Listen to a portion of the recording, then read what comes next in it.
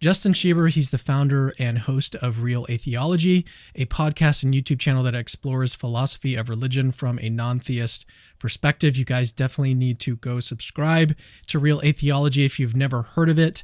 If you're interested in these debates and these discussions, Real Atheology has some of the best material from, the side of atheism. So I want you guys, if you're interested in that, go subscribe to Real Atheology.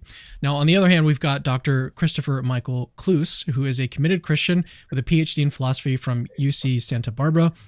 He is dedicated to helping believers think deeply about their faith. As founder of the YouTube channel Christian Philosophy Academy, he equips Christians to tackle today's toughest challenges to the rationality of Christianity.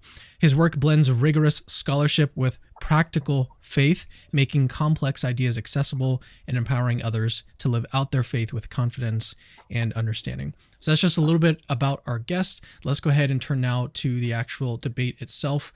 As I mentioned, we're going to be following along. This is the opening statement from Justin. He's going first. Now, these responses are timed. They've timed them previously, but I'm not going to set a timer for this debate or anything like that. We're just going to allow them to roll through here and take their time. Oh, before we start, one thing I did want to mention is that after each section, so after we get Justin Schieber's opening statement, I'm just going to ask Justin for like a quick summary of what he said. So that way, in case you didn't follow along, in case there was any bits that you missed, we're going to have a small discussion after each section with both debate interlocutors. So that way you guys can follow along, actually really so that we can all follow along, because as I say, this is going to be a very in-depth debate and conversation. So with that, Justin, go ahead and take it away. Okay. Yeah. First of all, thank you, Cameron, for hosting the exchange, and to Dr. Cloos for your participation.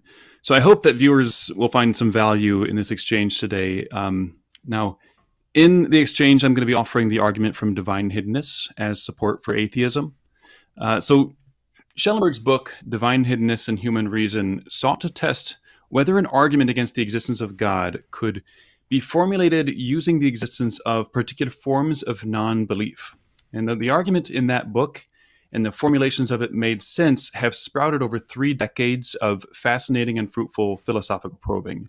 And so I'm eager to discuss that argument further. The argument, known as the divine hiddenness argument, begins with the concept of love. So the concept of love and the notion of being loving has served to distinguish certain kinds of attitudes, emotions, and behaviors. Some attitudes, emotions, and behaviors count as loving, and others simply don't.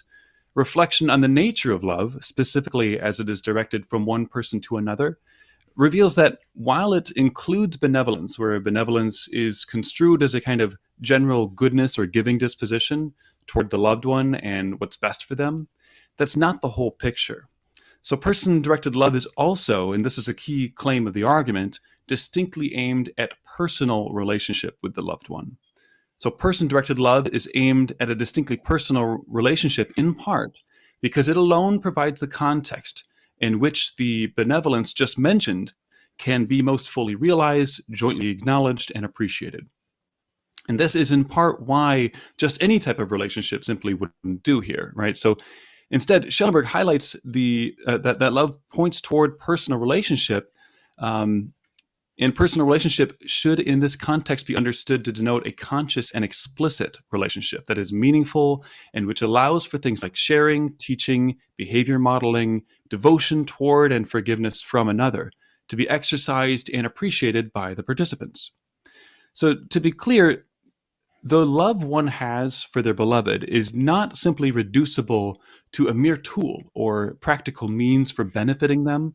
Crucially, personal relationships are valuable and so are sought for their own sake as well. Schellenberg points out that if loving relationships were only ever meant as a means for benefiting others, we would enthusiastically step aside if someone else made themselves known who could benefit our beloved even more than we could. But such enthusiasm would clearly contradict love. And so with this in mind, it's much easier to see that when we love another, we are at the very least minimally open to being in a personal relationship with the other, open to allowing the other to share in your life. As Schellenberg puts it, one makes sure that there's nothing one ever does in the broad sense, including omissions, that would have the result of making such relationship unavailable to the other, preventing her from being able to relate personally to one when she tries to do so. Now, the claim that this sense of openness follows from loving another person is, I argue, a very modest claim. And to see this, notice first that being open in this sense is consistent with not begging or even suggesting that a relationship actually occur. It just means the preservation of the opportunity for participation in such a relationship. It's even consistent with leaving it up to the beloved to take the first step, whether it's easy or hard, toward a relationship's onset and its further development. So an illustration may help here. Suppose Tim claims to love Sally. If Schellenberg is correct, Tim's claimed love for Sally means that Tim would, as far as he's able, ensure that nothing he does or fails to do makes it so that Sally is blocked from even the opportunity to relate personally to Tim. Again, a very modest claim. Now imagine that Tim sprinted in the other direction every time Sally came within 50 feet of him. Or imagine if, despite having all the free time and the requisite resources, Tim never cared to lift even a finger toward being in close proximity to her, or making his address, phone number, or email available to her, such that she doesn't even know he exists. You'd think that Tim's use of the word love here to describe his attitude toward Sally was just simply incorrect, and I think you'd be right about that. Now, at this point, some may still worry that even this modest openness claim is still too strong. We can, after all, imagine a father who, after decades of searching, comes to learn of the whereabouts of his long-lost daughter, and now has the ability to reveal his presence to her in the very next second, making relationship with him available to her. But wait, what if he also knows that she is in the middle of an important once-in-a-lifetime moment? Say she's singing the national anthem at the Super Bowl or something. Now, if that were true, announcing to her that he's her father, either through the PA system or showing up on stage, would potentially destroy the focus she needs to perform well in that very important moment. Knowing those possible consequences to his openness, he might reasonably and yet lovingly wait, thereby closing her off from the opportunity to enter personal relationship with him, even if it's just for a few minutes until the song ends, right? So what's the point of this story? Well, the point is that while it's certainly true that given human circumstances and limitations, we finite humans cannot always accommodate the consequences of our openness to those we love, God suffers from no such restriction. God can accommodate any such consequences, and we can therefore set this worry aside, for while it highlights an interesting fact about love between persons of limited abilities and resources, it's ultimately irrelevant in context concerned with an unlimited and perfectly loving God. So with those comments in place, we can move to the argument itself. So this is a technical version of the argument, but I'll kind of summarize at the end here. But so the first premise here, if God exists, then God is perfectly loving towards such finite persons as there may be. Now, as far as I know, Cloos endorses this premise, so I'm not going to argue for it here. We saw that Schellenberg claims that openness to a personal relationship is entailed in what it means for a person to love another person, with the only exceptions, of course, arising from our limitations. We can then combine that premise about the nature, or this insight about the nature of person-directed love, with our first premise stating that God is not just loving, but he's perfectly loving to all finite persons. And when we do that, we can arrive at premise 2, which is, if God is perfectly loving towards such finite persons as there may be, then for any capable person S at time t, God is at t open to being in a positively meaningful and reciprocal relationship with S at t. Now, joining premise 1 and 2, we arrive at 3. If God exists, then for any capable finite person S and time t, God is at t open to being in a personal relationship with S at t. Now, noting what a rejection of this premise would entail, Schellenberg asks, how could God at some time count as loving John or Joan as fully and richly as God can, if God at that time is preventing John or Joan from being able to participate in any way in a meaningful, conscious relationship with God? So If our endorsement of this openness claim is as appropriate as Schellenberg's question suggests, then when mere human love is in view, then we should recognize it as being on even more solid ground when we apply it to a perfectly loving and unlimited being who not only brought about but causally sustains the very subjects of his love. So when we get to premise 4, if for any capable finite person S in time t, God is at t open to being in a personal relationship with S at t, then for any capable finite person S in time t, it is not the case that S is at t non-resistantly in a state of non-belief in relation to the proposition that God exists. A mouthful, but in essence, if God is open to S, S is not a non-resistant non-believer. So when we combine 3 and 4, we infer to 5, if God exists, then for any capable finite person S in time t, it is not the case that S is at t non-resistantly in a state of non-belief in relation to the proposition that God exists. And in summary, if God exists, there are no non-resistant non-believers. So gathering these insights, then, we reach an interesting claim about belief. God's being open to capable finite person S at time t, in the sense relevant, involves God's ensuring that there is never something God does that prevents S from being able, should she seek to do so, to participate in a personal relationship with God just by trying. However, unless S believes that God exists at t, S is not so able. S is simply not appropriately positioned doxastically for such trying at t. And this is because one cannot be in a conscious reciprocal relationship which allows for sharing and withholding, for trust, for suspicion, for the acceptance or rejection of forgiveness, unless one believes that the other exists. Without such belief, a relationship of the relevant sort could not even get off the ground.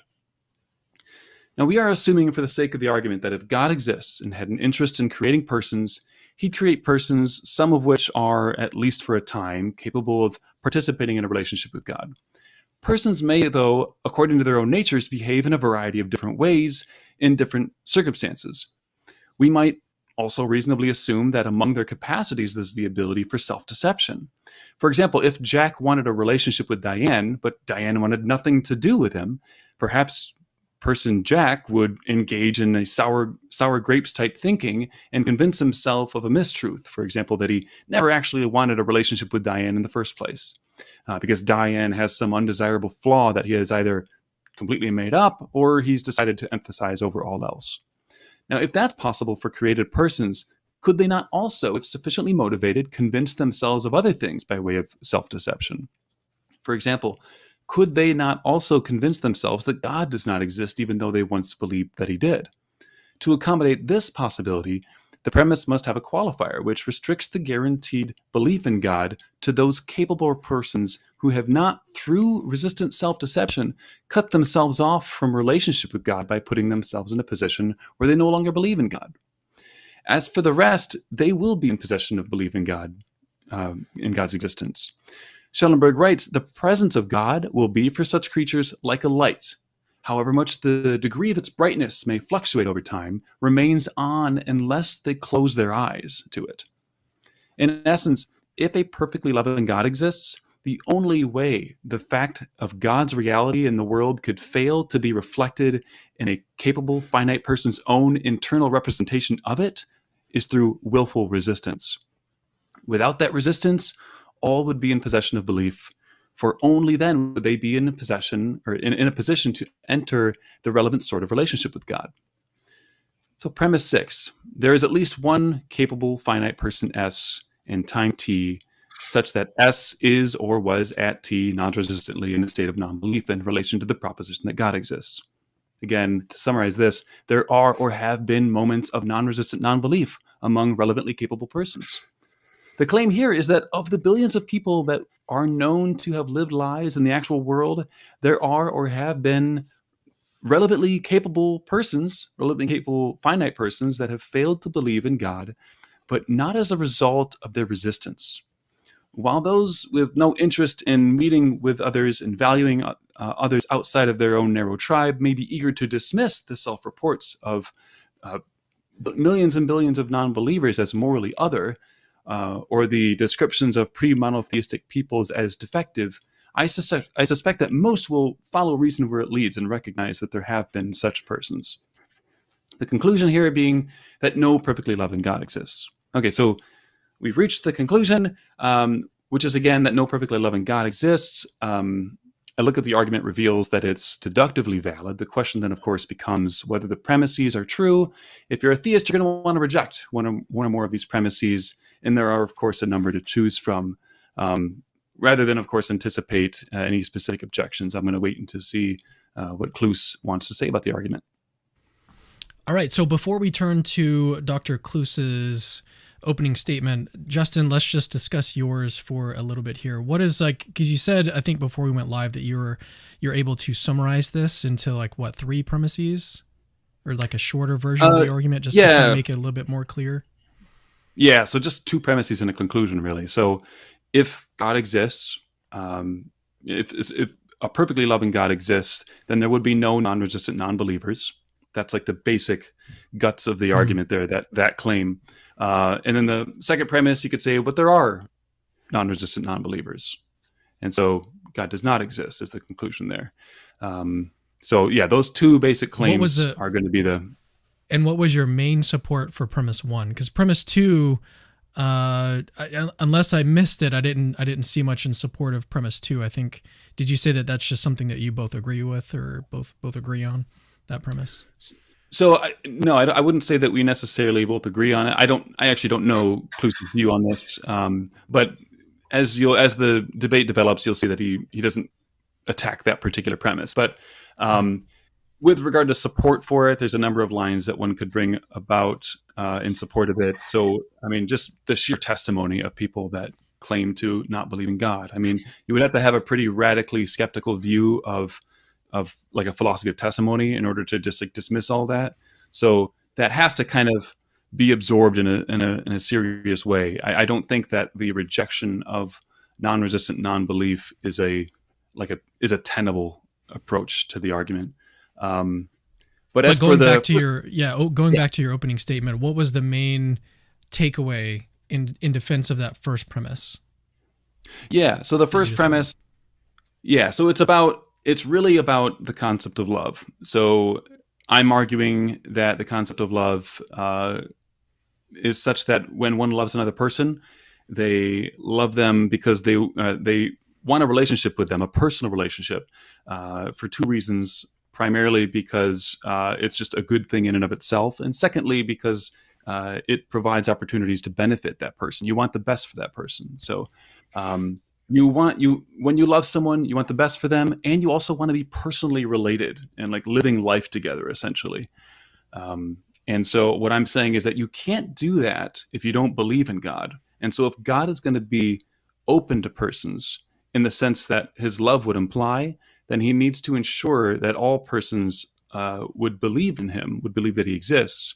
And that the only exceptions to this would be people who have through patterns of behavior, have sought to engage in self-deception, putting themselves in a position that they no longer believe in God, essentially, that they've come to convince themselves otherwise.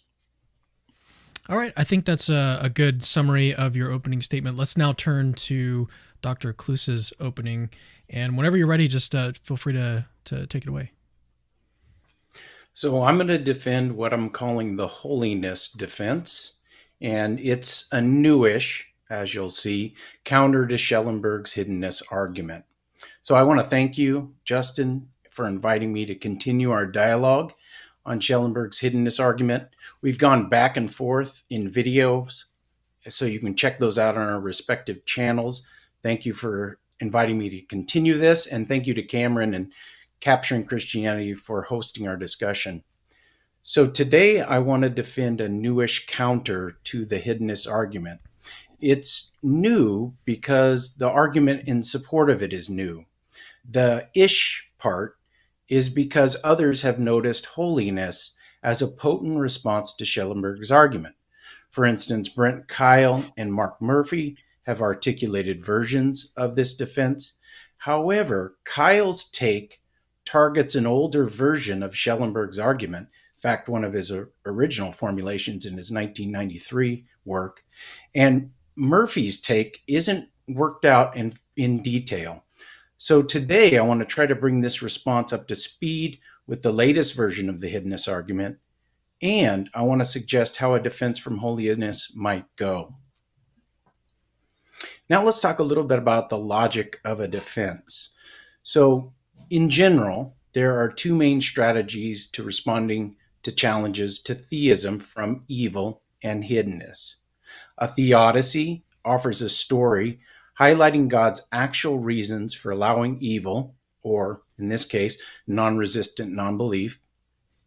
A defense, on the other hand, merely raises a possible scenario in which God's existence is compatible with the presence of evil or non-resistant non-belief.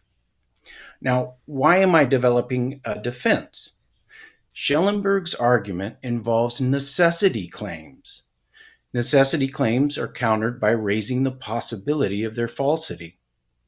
Thus, showing a premise in Schellenberg's argument is false, the premises in the argument that Justin just well explained, only requires a defense, which Samir Yadav explains in this way, quote, "If we can cite a merely possible scenario in which God remains in the relevant sense essentially perfectly loving, while nevertheless failing to ensure for every non-resistant finite person capable of a personal relationship with God, that person believes the proposition that God exists, then a key premise comes out false, and the atheistic conclusion does not follow. Moreover, the relevant counterexample need not mark out any actual state of affairs, only a possible one." So with this in mind, let's develop the holiness defense. Now, I'm thinking of holiness as a theological defense. So first of all, what does it mean to say that God is holy? Well, there are two aspects of God's holiness. First is what we might call majesty holiness. This refers to God's greatness, God's sacredness, and otherness. As John Feinberg explains, majesty holiness, quote, "bears greater affinity to infinity, aseity, and unity, non-moral divine attributes. As the majestic God whose qualities know no boundary, God's being is infinitely above creatures. Moreover, as distinct from creation, he does not depend on anyone or anything to bring him into existence or to sustain him in being. And of course, there is only one being with such majesty and perfection. He is the unique unity, God," end quote. Now, this is the metaphysical side of holiness. God's majesty, holiness, marks him as the foundational being, existing necessarily and independent of all else. The second aspect of God's holiness is moral purity. God is free from moral imperfections. He is free from moral wrongdoing or sin, and he can't even be tempted to sin or do something morally wrong. Now, this is the axiological side of holiness. God is the highest source of moral goodness and value. In short, he is the greatest good. For three reasons, Schellenberg's argument is open to the inclusion of God's holiness. The first reason is that there's precedence for widening the scope of God's attributes beyond just perfect love. As Daniel Howard Schneider and Adam Green explain, quote, "One might call into question why God's love should be our only guide as to whether God would be open to a positively meaningful, reciprocal, conscious relationship. God's transcendence, as Michael Rea argues, and or personality might jointly determine, along with God's perfect love, the extent to which God is thus open." Now, the second reason is that Schellenberg's hiddenness argument is based on a view Schellenberg calls this ultimism, which he defines and describes as follows, quote, "The general claim that there is a reality ultimate in three ways: in the nature of things, metaphysically, in inherent value, axiologically, and in its importance for our lives, soteriologically, end quote. If God is the ultimate metaphysical, axiological, and soteriological being, it is fitting for such a being to be absolutely holy, majestic, and free from moral corruption. God's majesty and moral purity contribute to God's ultimacy.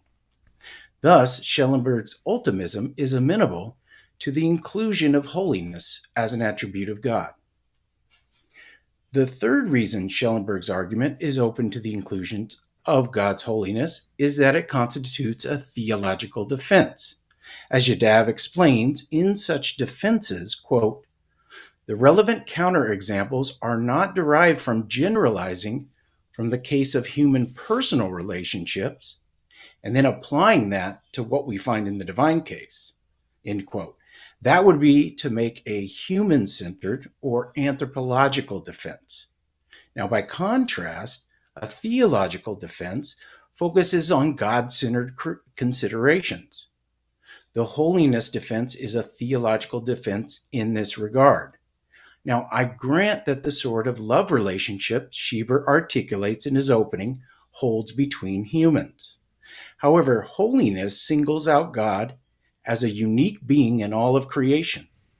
So what goes for love between humans doesn't automatically apply to love between humans and a holy being, as humans are non-majestic and morally impure. So with those considerations in mind, now let's develop what I call the holiness argument. And this argument targets premise 2 in Schellenberg's argument that Schieber mentioned when he read through the whole thing. So here it is. The argument targets this premise, and Veronica Wiedner clarifies that premise as follows, quote, necessarily, if God always perfectly loves such finite persons as there may be, then God is always open to being in a positively meaningful and reciprocal conscious relationship, might shorten that to say a personal relationship, with any capable finite person S. Now, premise 2, as Wiedner, Howard Schneider, and Green, and others articulate it, brings the modality to the fore. Given the necessity operator, the necessity claim, at the front of the premise, in all possible worlds, if God perfectly loves persons, then God is always open to a personal relationship with them. It is impossible for God to perfectly love persons and to not be open to a personal relationship with them. Now, the logical negation of this is that it is possible that God perfectly loves persons, yet he's not open to a personal relationship with them at a specific point in time. Now, Schieber mentions the modesty of Schellenberg's notion of being open to a personal relationship. Being so open doesn't require that God initiates the relationship. It just requires that he never does something that prevents the person from being able to enter into a personal relationship with him just by trying. However, Schieber fails to mention the immodesty of the premises that concept is embedded in.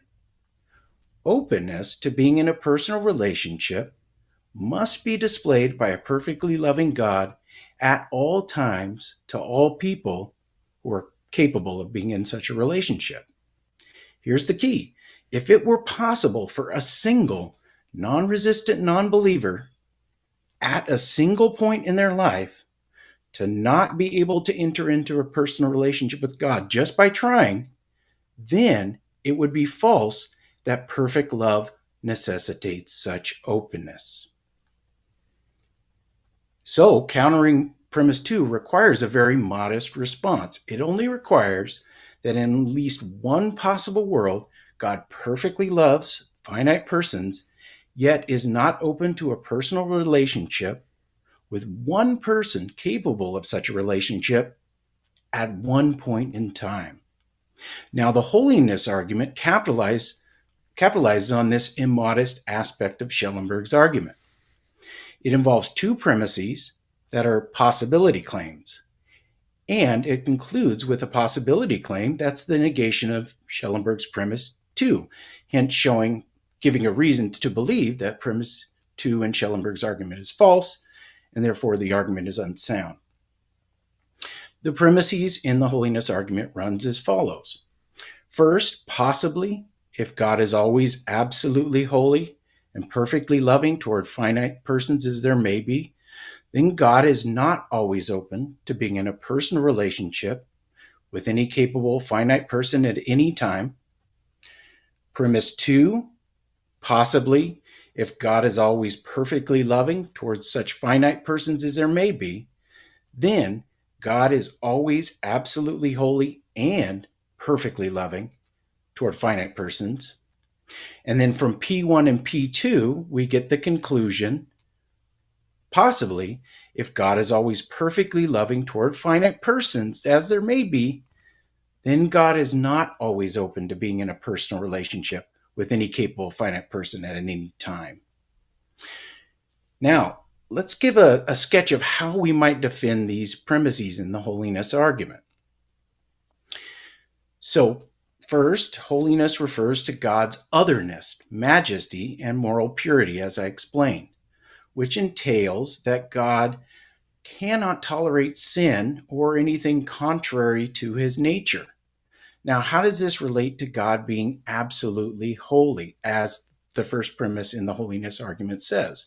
Well, Mark Murphy elaborates this concept as follows, quote, "For a being to be absolutely holy, it must not be simply contingent whether the creatures that populate a world are such that union with the Holy One is so good for those beings, yet these unions are just unfitting for them to occupy with respect to the Holy One. It must be a necessary truth that other beings are related in this way to the Holy One, such that there are certain unions with the Holy One, such as being in an intimate relationship with him, that are unfitting." Further, Murphy relates this holiness framework to the Hiddenness argument by arguing, quote, "While Schellenberg employs the love framework to argue that God has reasons of love to seek reciprocal relationships, loving relationships with creatures, the holiness framework should suggest that God has reason to avoid such relationships and that these reasons are requiring. Requiring meaning, were God to act on those reasons while he had a reason to the contrary, and then it would be irrational, or that he's required on pain of irrationality to act on his reasons of holiness unless there's a reason to the contrary." Now, Murphy has a strong view of holiness.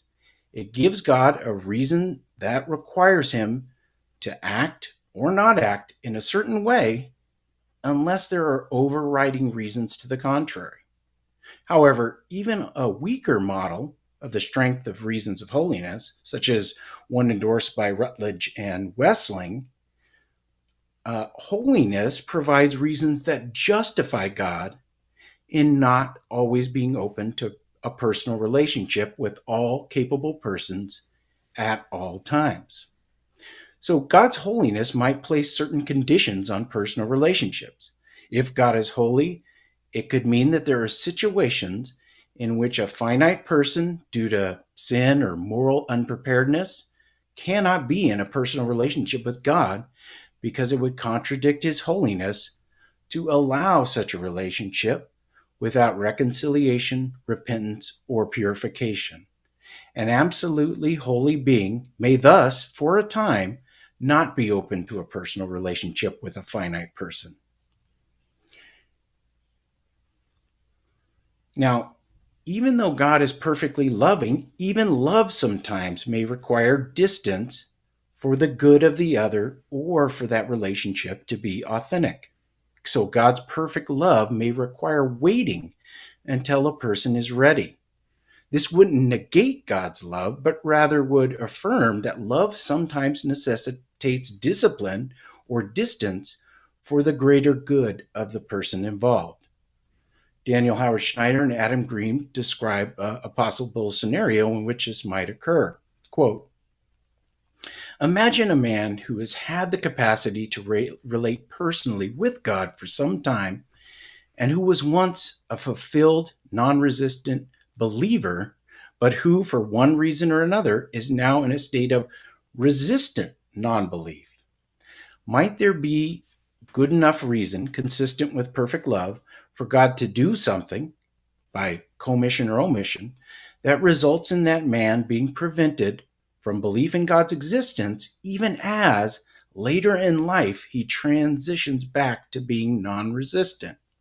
What if, despite his forthcoming return to non-resistance, he was disposed to relate to God in a presumptuous or arrogant way upon retaining belief in God's existence, and not with due contrition and humility, both of which are essential to a proper relationship with God?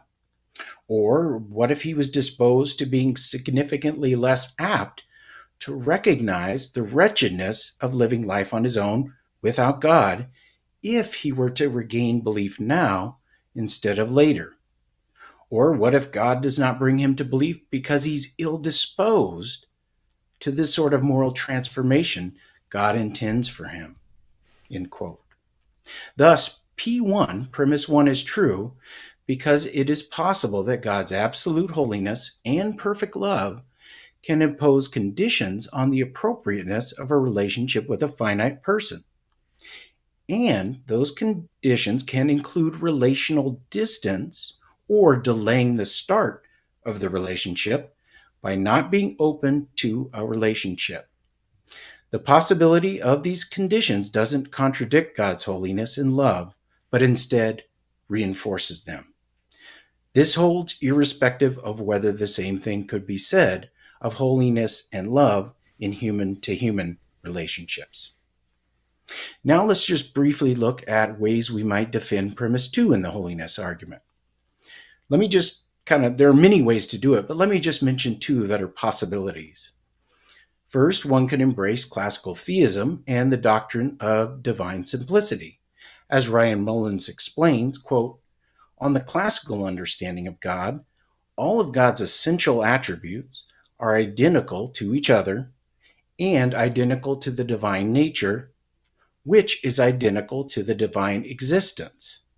For example, God's attribute of omniscience is identical to God's omnipotence, and these are in turn identical to the divine nature and existence, end quote. So, given divine simplicity, P2 is true because, quote, all of God's essential attributes are identical to each other. God's love and holiness are not separate attributes that function independently, but are identical to the same divine essence. God's perfect love would naturally and necessarily be an expression of his absolute holiness. If God is always perfectly loving, he's simultaneously holy in every aspect of his relationship with finite persons. As such, P2 cannot be false.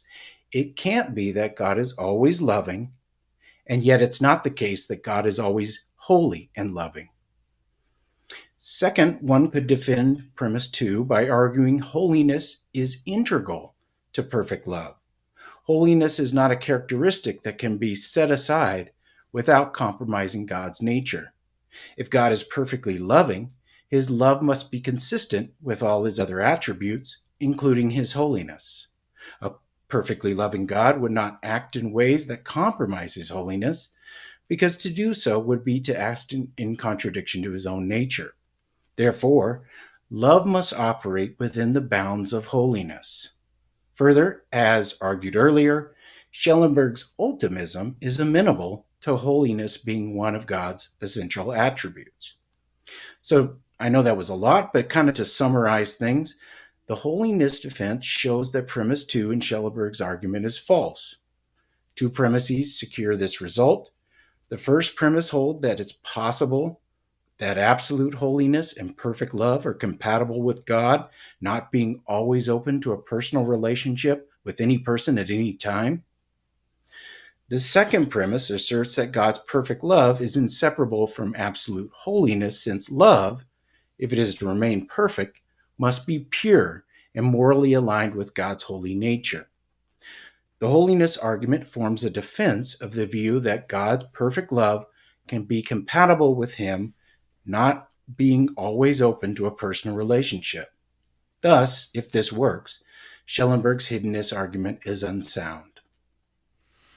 Yeah, I thought that, your conclusion here, I think, sums up your opening statement pretty nicely. I don't know that we need to delve too much into a summary, although it would be maybe helpful to get a quick rundown of the way that you defend the first premise in your holiness argument.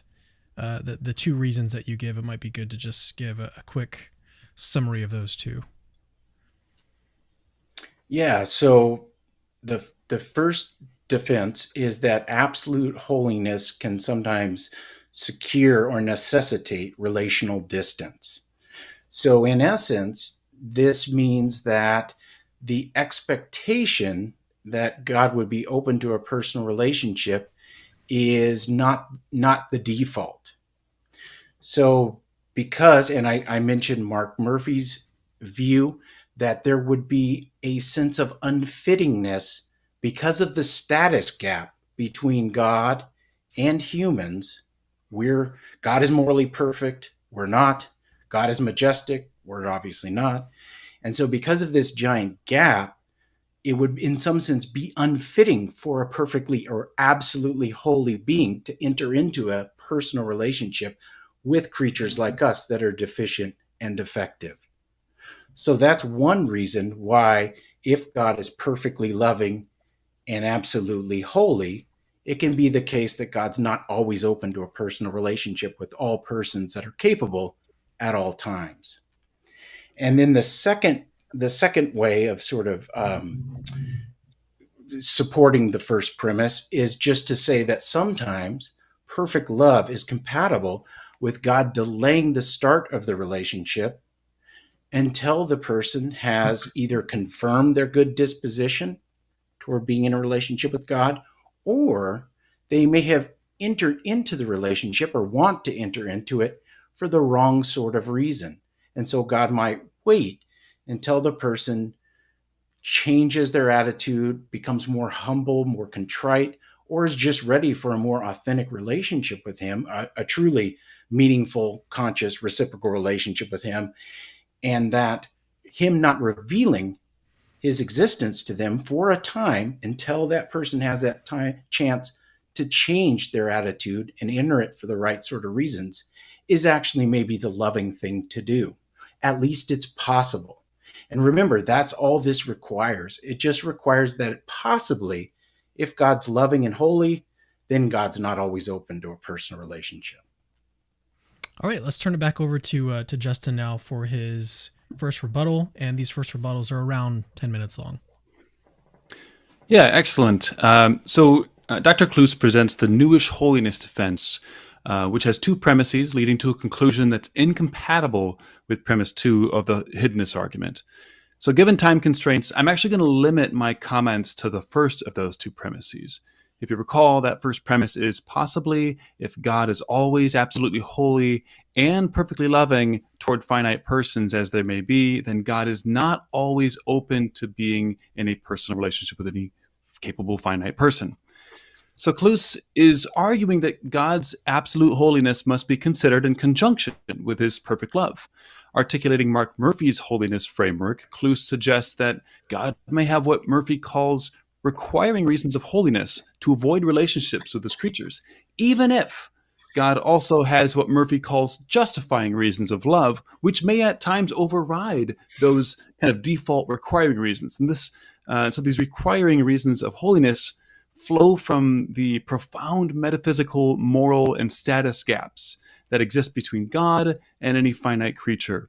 And that these gaps render these relationships with such finite creatures improper or inappropriate, absent further justifying reasons of love.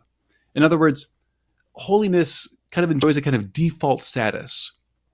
Now, in addition to pointing out that the details of Murphy's view actually commit him to the implausible view that humans have absolutely zero intrinsic value, i.e., value in and of themselves, I fail to see why relationships between individuals with significant gaps, be they moral, metaphysical, status-based, or otherwise, should be understood as improper on that basis alone. Samir Yadev observes that a relationship's appropriateness depends on the kind of relationship it is. Many kinds of relationships actually require significant gaps, or at least make little sense without them. So, in my view, Cloos has not adequately shown that such gaps by themselves entail this kind of impropriety. Now, for the second piece of support for his first premise, Cloos draws on Daniel Howard Snyder and Adam Green. In their Stanford Encyclopedia of Philosophy article on the hiddenness of God, they have us imagine a former believer who, through his own self-deceptive resistance, has become a resistant non-believer, but is about to become non-resistant once again. They then suggest that it is at least consistent with love, that rather than ensure belief at the very next instant, God may instead choose to close himself off from such a person for some time. Why is this? Possibly, such a person might be disposed to act presumptuously or arrogantly rather than act with humility. Or perhaps they lack the openness or the openness to moral transformation that a proper relationship with God requires. Wanting to avoid these kinds of reactions, God might hide for a time. Now, there are a number of things to say to this response here. First, for many of these reactions, we simply cannot assume that they could occur in a world created and populated by a perfectly loving God. After all, if God would be best positioned to modulate the nature, method, and intensity of his provision of theistic belief in a way that's responsive to each individual's epistemic needs, he could do this in order to guard against those very reactions. Secondly, even if some negative reactions were unavoidable, they should be recognized as merely the beginning, rather than as representative of the full story ahead of them. Of course, the first page of that story, the one that includes the intentional creation of individuals that are profoundly limited and morally immature, is one that God authored himself. The broader point is that relationships are ever-changing and dynamic. And nothing about the hiddenness argument suggests that finite creatures will always get what they want out of a relationship with God, or that participating in such a relationship would at all be easy. Like a loving parent whose toddler misbehaves out of ignorance or immaturity, God would see those instances of their immaturity, moral or otherwise, not as excuses, but as opportunities to make a moral point and to occasion growth. We need to remember that in the face of such immaturity, God has infinite resources. Perhaps the most fitting divine strategies here would loosely resemble those of human parents who send their children to their rooms or present a cold shoulder as an invitation to reflect on their actions, their attitudes, and where exactly they have fallen short of their proper role in the relationship. God could also withdraw experientially rather than doxastically from those with arrogant or hostile attitudes, allowing them to grow humble and eventually to again become desirous of intimacy with the divine in the proper, humble way. Now, none of this, of course, requires God's actively deleting himself from his loved one's own representation of the world, of course. Now, my third objection here to this first premise is that Chris draws attention to the fact that Schellenberg's argument includes claims of necessity and notes that a successful response need only show them as possibly false. However, what is given too little attention in Cloos's subsequent commentary is whether the concept of love he's defending here, one that plays second fiddle to relationship incompatible motivations like holiness, is even deserving of the word love. Like all concepts of this sort, the meaning of love and of what it means to love another person is inescapably tied to and determined by facts about human language. Drawing on Schellenberg, I've argued that apart from a few exceptions that result from our limitations, those which, again, fall irrelevant to conversations about the divine, when one when one person loves another, this overrides any and all relationship incompatible reasons. However, according to both models of holiness that Cloos briefly outlines, God could be perfectly loving to another person while never actually being open to relating to them in any way, never being willing to commune with them or to share in their lives. On this interpretation of love, what it means for an infinite God to be perfectly loving is somehow less demanding, and so carries with it fewer expectations than what we'd reasonably place on a mere finite person who claims to love another finite person. This seems entirely backwards because it is entirely backwards. Ultimately, though, I concede that one can draw a coherent picture where a perfectly loving God exists alongside non-resistant non-belief if one is willing to abandon the meaning of the word love, and in its place one could construct a new concept with the theological goal of ensuring that an essentially and perfectly loving God can still fit the actual world. But make no mistake, that's to answer the theological problem of hiddenness. What the philosophical problem of hiddenness asks us to do is to acknowledge the actual usage-based meaning of love and to stare clear-eyed at the philosophical consequences. In my assessment, we have not yet been given good reason to accept premise 1 of the newish holiness defense, and as a result, we've not been given good reason to reject premise 2 of the hiddenness argument. All right, very succinct and nice. Justin, what would be the main takeaways in this section, in your first rebuttal? Yeah, so my first reply, and these are all three of these are going to could be seen as attacks on his first bit of support for that, attacks on that first premise.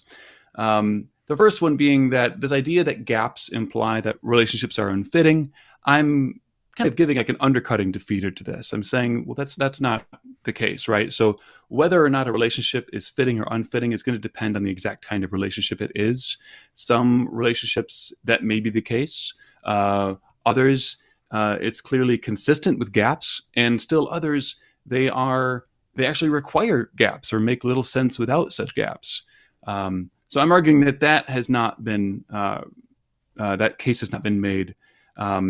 Secondly, on the issues about like God wanting to perhaps take a step back to allow a person to have a much more morally mature outlook before allowing that person to enter in a relationship with God, I argue that it is the nature of love that God is going to want to be related to those persons in an intimate way, and that the failure, the moral failures, the moral immaturity of any finite persons, those are only true because God made them that way.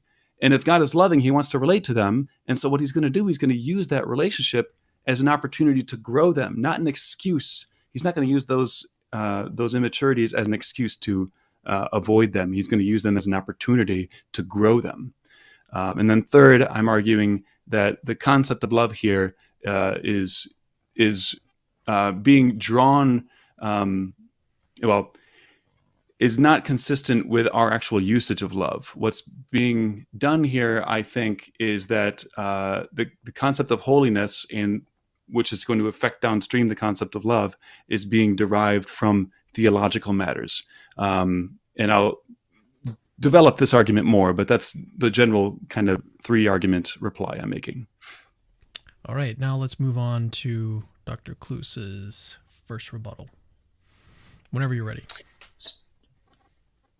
So in his reply to my holiness defense, Justin Schieber, as he just mentioned, raises 3 key concerns. First, he claims I haven't adequately linked the metaphysical and moral gaps between agents with the unfittingness of intimate relationships between them. Second, he's unmoved by Howard Schneider and Green's argument that perfect love is compatible with God hiding for a time to set a better foundation for the relationship. Third, Schieber questions whether the view of love I'm defending is truly worthy of being called love. I will address each in turn. Why think the holiness of God supports the idea that God keeps his distance from creatures like us? So let's just consider a human analogy. a significant gap in skills, abilities, or status. Now, imagine you're challenging LeBron James to a game of one-on-one. Maybe we're also imagining like this is LeBron in his prime. LeBron's, toward the end of his career, but anyway, it doesn't matter. There's He's a still huge good. gap. Sorry to interrupt. He's still good. Yeah, no, you're right. He's still amazing. Superlative LeBron James to a game of one-on-one, asking him to not go easy on you. Because after all, if he was to go easy on you, there wouldn't be that big of a gap, right? He'd be sort of hedging things. Now, as he dominates the game, you would naturally feel out of place, recognizing that you don't belong on the same court with him. A similar sense of shame arises in intellectual context. So if you're just starting out in philosophy, and this has definitely been my experience, and you attend a conference with top philosophers, you may grasp like parts of their discussions, but you might feel inadequate and out of place. Likewise, if you had met Mother Teresa, her moral virtue would likely leave you feeling unworthy in comparison with regard to how you care for the poor or those in desperate need. Now let's apply this to the case of God. Experiencing the holiness of God would highlight your creatureliness in relation to his perfection. The vast moral and metaphysical gap between you and God would naturally make you feel unworthy of his presence. Just as LeBron has a requiring reason not to play a serious game with you, God has a requiring reason not to enter into an intimate personal relationship with you, given your relative deficiencies. We're limited in power. God is all powerful. We know a limited range of facts. God knows all facts. We're sinful. We make moral mistakes all the time. God is sinless. We're finite and bound to this world. God is infinite and transcends this world. Thus, given the vast metaphysical and moral gaps between us and an absolutely holy God, it would be, in some sense, unfitting for us to stand in a conscious, reciprocal, and meaningful personal relationship with him. Now, Schieber cites Yadav's response to Murphy, arguing that some relationships inherently involve inequality, like the teacher-student relationship, and this doesn't make them unfitting. Murphy, however, thinks that even in inequality entailing relationships, there can still be such a significant gap that the relationship becomes unfitting. So just concerning a teacher-student example, Murphy notes, quote, in standard cases, we're thinking about one imperfect human who's a bit further along teaching another imperfect human. But crank up the volume and imagine the knowledge gap between them is so extreme and the willingness to devote energy and attention to the subject so different, it might well seem beneath the teacher to devote efforts to instructing that student. And it seems to me part of what we admire in the humble devotion of a superbly expert teacher to bringing around an extremely stubborn or uninterested student is that in some way the teacher doesn't have to put up with this. Indeed, has some reason not to. There may well be students who are better fit for instruction, but the teacher puts up with that in helping the student to make progress. End quote. Now, Murphy connects this to the fundamental nature of God's relationships with creatures. Quote, this is in part how I see the story of creation. This is a world in which the ongoing existence of an active universe requires constant creation, conservation, concurrence, God serving the being and activity of creatures, even though what can be created is so meager and so dependent in relation to God, end quote. So God's perfections stand in stark contrast to our imperfections. Such significant gaps in value and status make an intimate personal relationship with God unfitting in the normative sense. There's a sense in which we ought not be related with such a majestic and morally pure God. Thus, God has requiring reasons of holiness not to enter into personal relationships with deficient and defective creatures like us. Now, here's the next point that Schieber mentions in my reply. Next, I used an example of Howard Schneider and Green to show that love can sometimes require relational distance. While God's holiness gives him reason to maintain distance, his love may, and Justin pointed this out, in some cases, justify not being open to a personal relationship at a given time. Now, this supports the first premise of the holiness argument. A holy and loving God need not always be open to a personal relationship with any capable finite person at any given time. For instance, God might hide from someone transitioning into non-resistant non-belief who would approach the relationship with God arrogantly if given theistic belief too soon. Or someone may enter a less authentic relationship with God without first recognizing their moral depravity and need for God. In such cases, it would be more loving for God to delay revealing his existence, allowing for a more humble and contrite relationship later. Perfect love doesn't necessarily entail God always being open to a personal relationship. Now, Justin offers 3 replies. First, he argues that we can't assume such scenarios are possible, suggesting that God, in his wisdom, would provide theistic belief in a way that prevents arrogant responses. However, this undercuts Schieber's claim that openness to a relationship is modest. If God must reveal his existence in a way that ensures the person won't respond arrogantly, this moves beyond mere openness to facilitating the relationship and into facilitating the relationship in very specific ways, which Schellenberg's argument doesn't demand. Second, Schieber suggests God could incorporate such flawed attitudes into the early stages of the relationship. But this seems to overlook the benefits of delaying the relationship for a better start. Sacrificing quality for time, just being in the relationship, may not be justified, especially for a perfectly loving God. Third, Schieber proposes that God could give the person a, quote, timeout within the relationship, sort of temporarily withdrawing to change the person's attitude. But I worry this approach might fail for some individuals, potentially leading them to leave the relationship instead of growing from it. Indeed, many deconversion stories, including Schieber's own, if I'm not mistaken, suggest this risk. Finally, Justin questions whether my view of love is truly love. However, I'm working with the two-desire view of love, which Schieber himself assumes.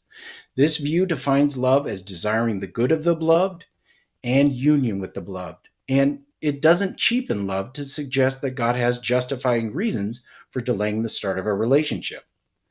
Ironically, others have accused Schellenberg of not having a fully worked out ontology of love.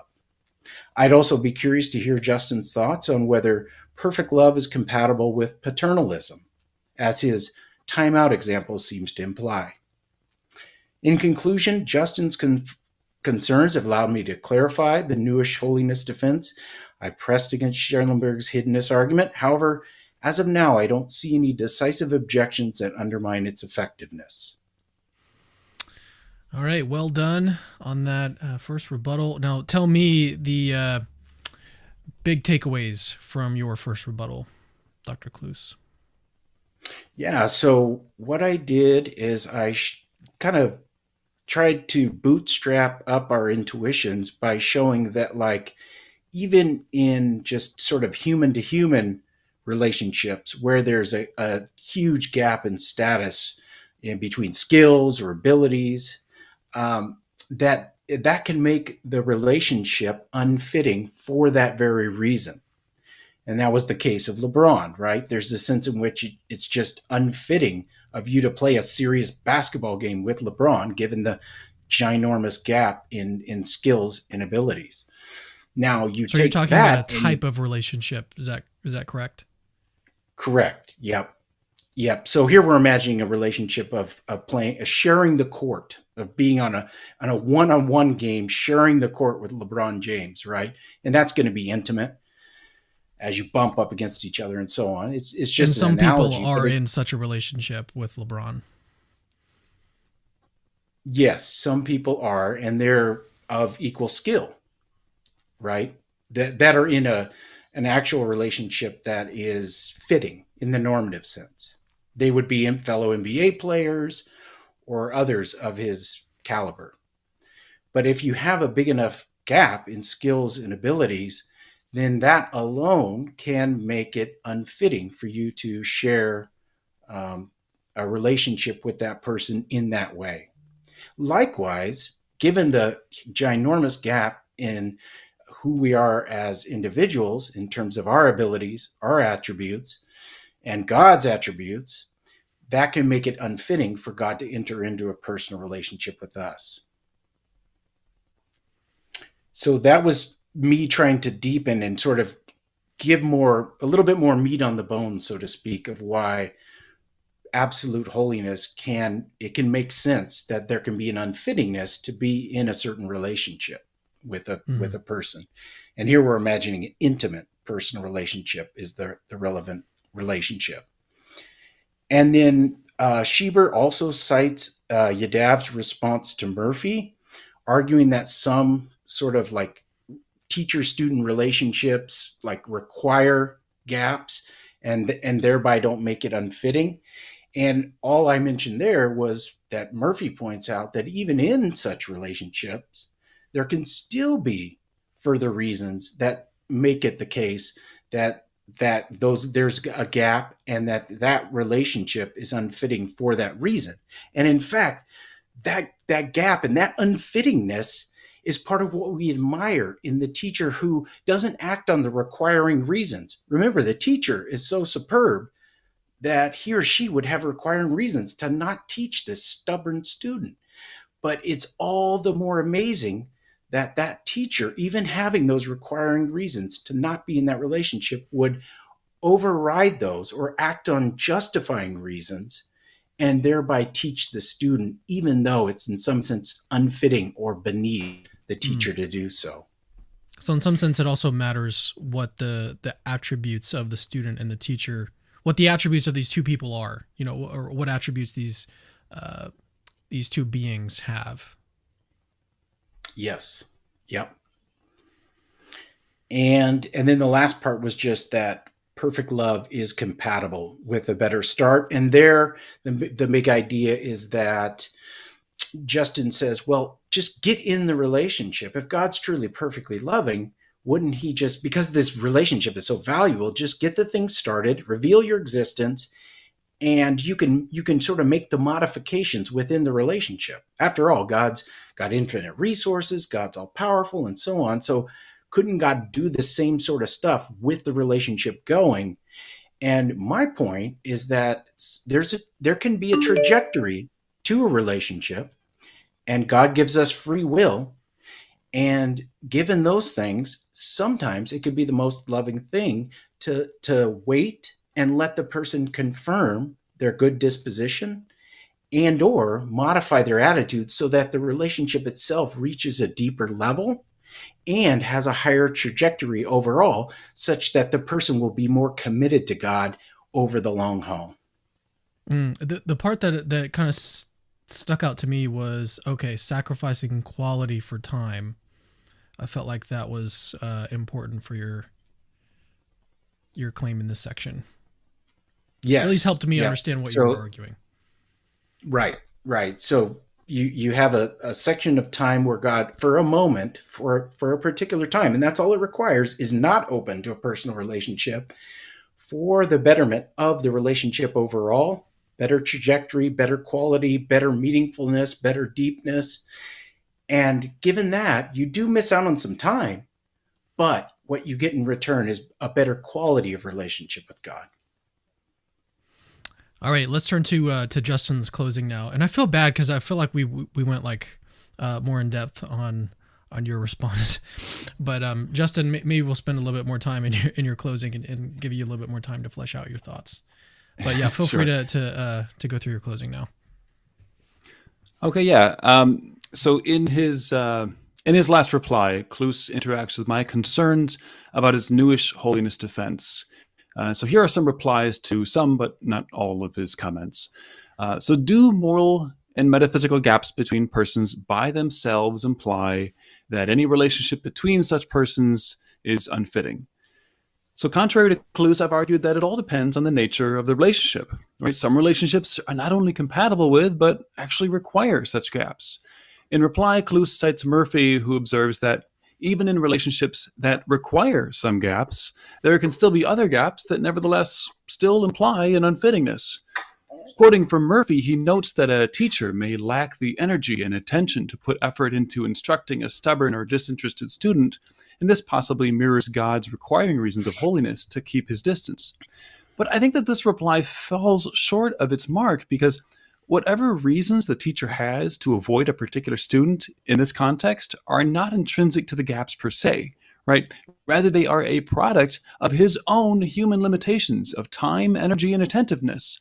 Of course, God has no such limitations, and so this directly undercuts the relevance of this particular argument from analogy. Next, excuse me. Next, Cloos responds to my objection to Howard Snyder and to my objections to Howard Snyder and Green. I argue that we cannot assume that God would reveal himself in ways that he knows would elicit a negative response to God's existence. In reply, Cloos worries that this undermines the modesty of the relevant premise, because it says that God not only provides belief, but would also facilitate relationships. I disagree. It would only undermine the modesty claim if it wasn't already implied by the fact that the agent in question is providing belief in order to meet a precondition for a personal relationship that they, of course, hope will actually materialize. So I don't think there's any complexity added here. He then argues that God's use of creaturely flawed moral attitudes into the beginning stage of a relationship means that God would be sacrificing quality of relationship for time in a relationship, which God may not want to do. Now, first, this seems to assume a view according to which moments of disvalue early within a relationship cannot, when properly absorbed, end up increasing the overall value of the relationship beyond what it could have otherwise been. But we've been given no argument for this assumption. Second, in worlds where God exists and has intentionally created persons to love, if God makes the choice to create them as profoundly morally and metaphysically immature persons, in other words, in worlds where he creates those gaps himself, this could not then serve as a rational reason for that same God to then recoil from their unworthiness. Third, when asked why he ate alongside sinners, a wise man at the core of Cloos's own tradition replied, "It's not the healthy who need a doctor, but the sick." Lastly, I've argued that Cloos in effect redefines the meaning of the concept of love. Cloos replies by claiming that we're both using the same to-desire view of love. But I think that's missing my larger point. All of the texts, and here I'm referring to Feinberg, Murphy, Rutledge, and Weisling, Yiddiv even, Cloos uses to construct his newish holiness defense are theological texts. They are explicitly anchored in their own interpretations of passages from what they assume to be the inspired word of God. Those interpretations not only determine their concepts of holiness and divine love, but also how those attributes relate to each other. And here's why this matters. One could never, by way of a basic analysis of the concept of love, which involves attending to human usage and facts about human language, arrive at a concept of love that is so moderated by holiness concerns, so as to be stripped of the entailments highlighted in the Hiddenness argument. To arrive at Cloos's view, one needs to augment what determines the meaning of words with the inclusion of a divine source. After all, if God exists and has revealed himself in Scripture, and Scripture calls God loving, that word must be understood in a way that's consistent with the existence of non-resistant non-belief. Any mere usage-based analysis be damned. To sum up this last point, in my judgment, Cloos has avoided rather than solved the philosophical problem of hiddenness. In closing, a big part of why I appreciate the Hiddenness argument is the various philosophical issues it brings to the fore, which then demand to be wrestled with. And for that reason, I greatly appreciate Dr. Cloos for pushing myself and the viewers to wrestle further with these topics. All right. Nice. So what were the main takeaways in your closing statement, Justin? Yeah, so I just wanted to further clarify essentially the point I'm making about those moral gaps, the metaphysical and moral gaps, right? So Cloos's argument seems to require this idea that these gaps by themselves imply an unfittingness, which give God requiring reasons that may in some cases be overwhelmed by justifying reasons of love, but the default would be to God that God keeps his distance. My point is that unfitting. These gaps by themselves don't imply this unfittingness. Whether or not a particular relationship is unfit is going to be determined by the nature of that relationship, like what kind of relationship it is. Some, that may be the case, that these gaps require, that these gaps imply unfittingness. Some are perfectly consistent with sizable gaps, and still others make no sense without those gaps.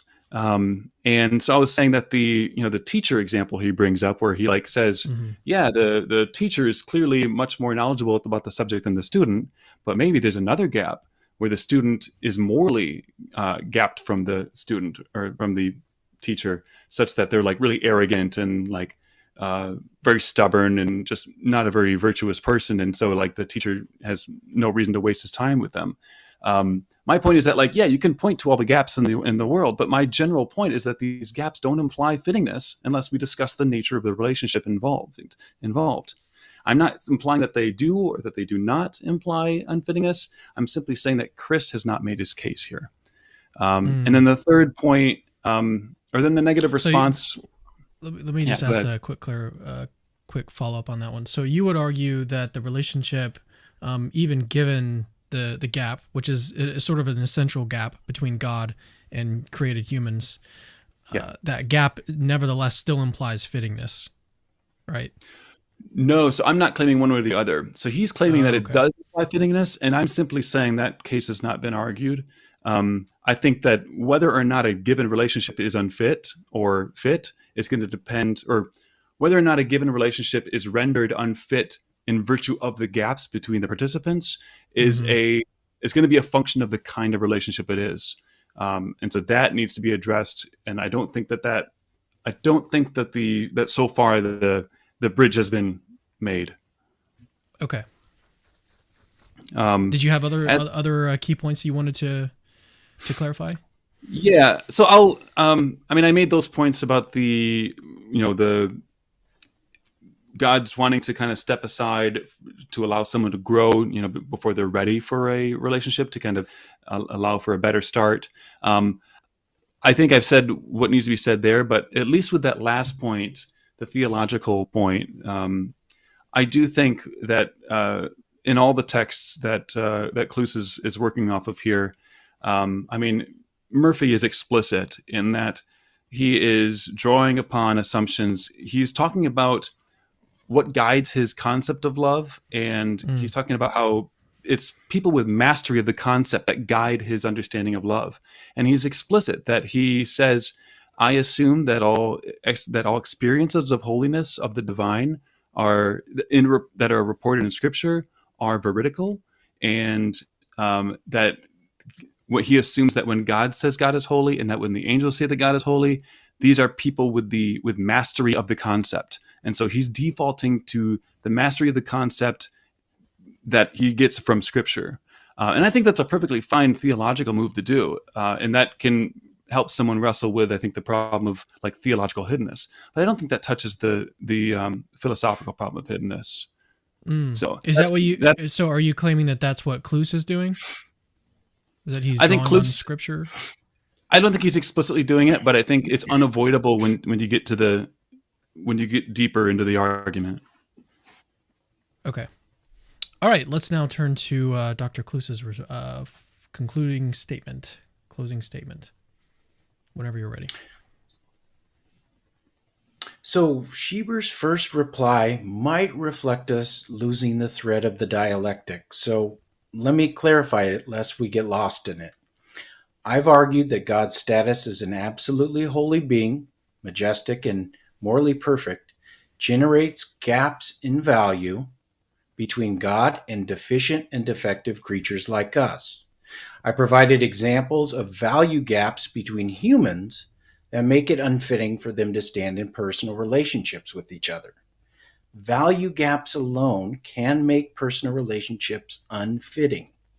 Schieber cited Yadav in arguing there are some relationships of status inequality that don't thereby make the relationship unfitting. Now, it was Yadav that actually brought up a teacher-student example. And then I invoked Murphy's reply to Yadav in response. Even in relationships that require status gaps to function as they do, there can still be gaps that make the relationship unfitting. For instance, when a superb teacher invests in an unmotivated student. Part of what we admire in the teacher is that it is beneath her to do this. She has reason not to teach the student, but she still chooses to do so anyway. This wasn't an argument from analogy, as Schieber's response suggests. It just shows that Yadav's case isn't fully general. It's not always true that relationships that are inequality entailing are thereby always fitting or not unfitting. My defense isn't undermined if there are some human-to-human relationships that necessarily involve inequalities of status and those relationships are fitting. What ultimately matters to my theological defense is whether the status gap between God and humans renders a personal relationship unfitting. I've argued it does, and Schieber hasn't directly contested this point. In his second response, Schieber suggests that I assume disvalue early in a relationship cannot increase the relationship's overall value, and he argues that moral immaturity shouldn't deter God from entering into relationships with people.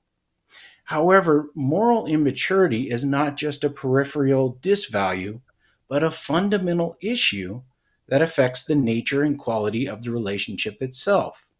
While some disvalue can be overcome to improve the relationship over time, the kind of moral gap between God and humans is not something that can be easily absorbed or neutralized in the initial stages without compromising the integrity of the relationship. God's love and holiness may require that these gaps be addressed before entering into a deep personal relationship to ensure that the relationship is not devalued from the outset. Additionally, Jesus' statement Schieber brings up, quote, "It is not the healthy who need a doctor, but the sick," applies in the context of God's ongoing redemptive work.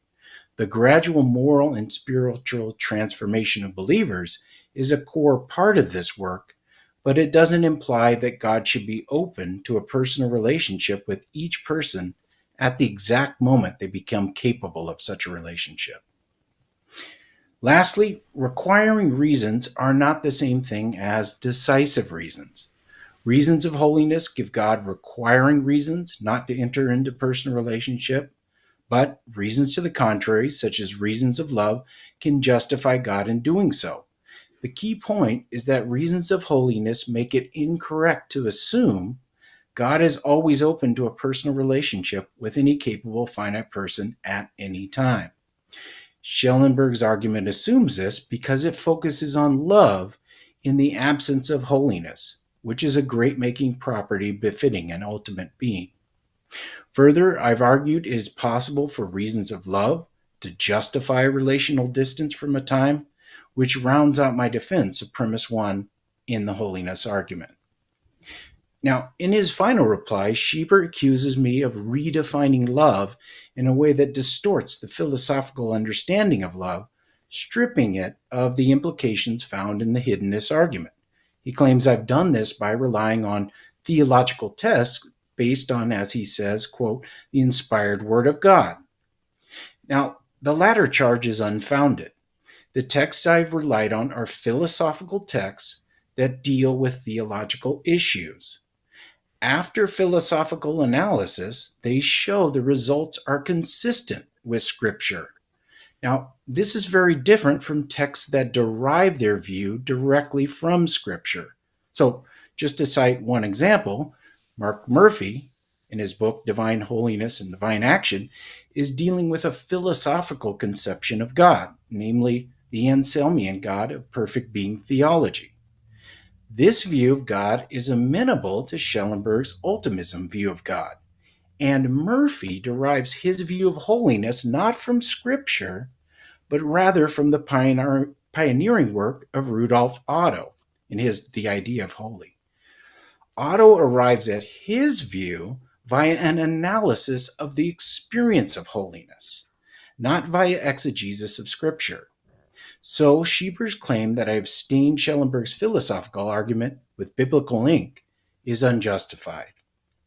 Finally, Schieber never contested the second premise of the holiness argument. Possibly, if God is perfectly loving, then God is absolutely holy and perfectly loving. Now, lack of engagement with this premise is reflected in Schieber's charge that I have redefined love by introducing holiness concerns. By bringing holiness into the concept of divine love, I'm not redefining love, but seeking a more coherent understanding of what it means for God to love in a way consistent with his nature. If we omit holiness from our understanding of God's love, we risk misunderstanding both God's character and the relational implications that stem from it. I really appreciate Schieber's critique of my newish holiness defense. I, too, find engaging with the hiddenness argument philosophically fruitful. While the hiddenness argument challenges God's existence by focusing on God's love to the exclusion of God's holiness, my defense argues that God's existence is not undermined when we properly account for the role of holiness in God's relational dynamics. All right. Well done. Well done. Oh, wait. We should have done your key takeaways. Let's do your takeaways, and then we'll move to Q&A. Maybe this is a good time to remind the audience we're about to transition to Q&A. We have one super chat lined up. We'll get to that one, and if we receive any other further super chats, we'll get to those as well, and then we'll close out the stream. And again, these questions should be addressed to the debate participants. If you have a question for Dr. Cloos, make sure that you're asking or you address him in your question. But yes, let's turn back to your closing statement. What are the key takeaways, Dr. Cloos? So the first takeaway was just sort of bring us back into the dialectic, and I realized that got a little crazy, but it's important because in philosophical discussions, it's real easy to lose the thread of the dialectic. So what I did there was just show the thread of actually what's going on in the argumentation.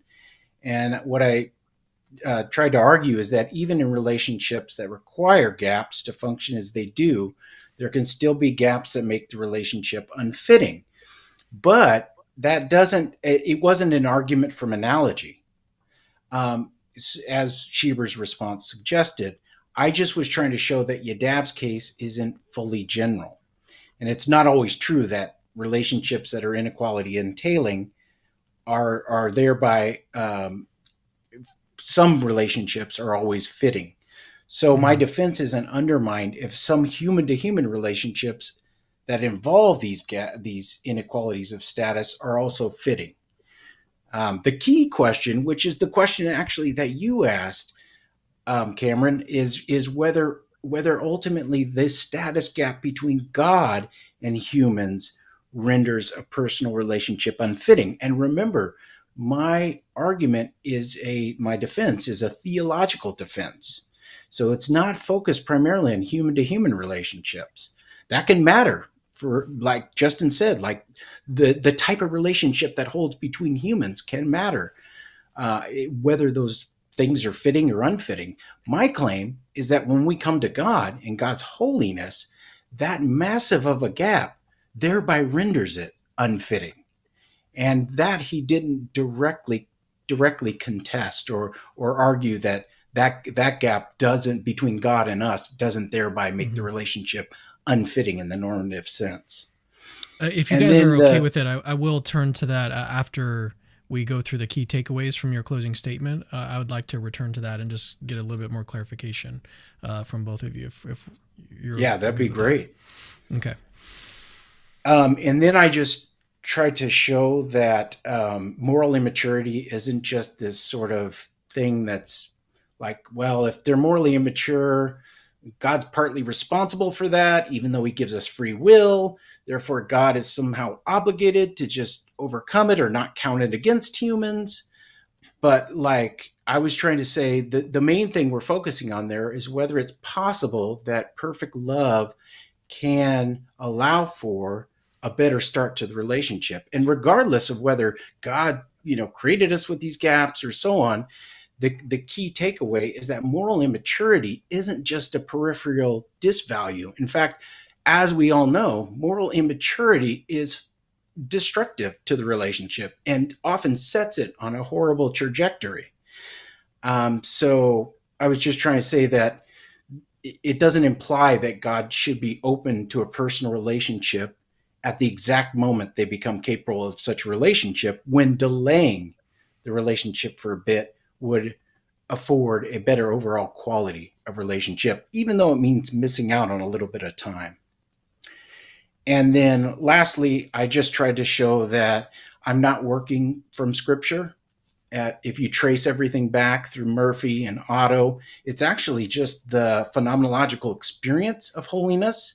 So Rudolf Otto argues that the experience of holiness involves what he calls the fascinans a tremendum.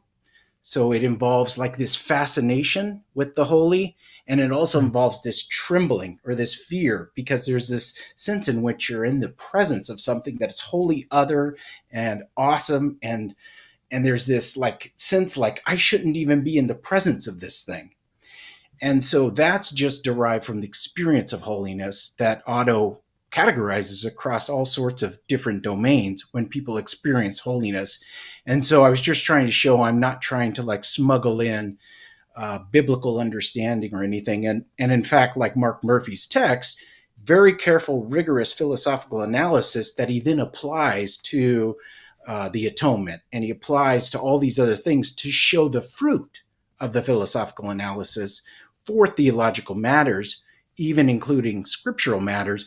But he's not arguing from scripture to the fact that there is this analysis.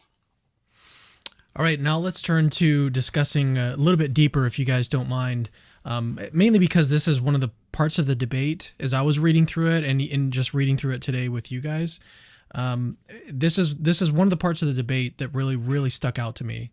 And I'd love to, if we could maybe discuss it just a little bit more. So this one that I've highlighted here on the screen, this sentence here, I think is highly unintuitive. Like I do not, and maybe Justin will also agree with me on this. Like prior to this debate, I had not thought this. I had not thought, okay, let me just read it out. Reasons of holiness give God requiring reasons not to enter in personal relationships. So the default here on your view, Chris, is that God has a requiring reason not to enter in relationship with human persons, right? And like, growing up Christian, like the thing we were taught is that, God is your friend. Like God he like wants to have this personal relationship with you. And so that conflicts with sort of my upbringing in Christianity. So it may be true. I'm not saying that it's therefore false. I'm just saying that this seems on the face of it counterintuitive, and that might explain some of the pushback that you'll get from someone like Justin. And I think a lot of people are going to hear this and be like, well, wait a second, that sounds weird. Like, it seems like God should be always open to relationship, and always like the default should be personal relationships should be happening.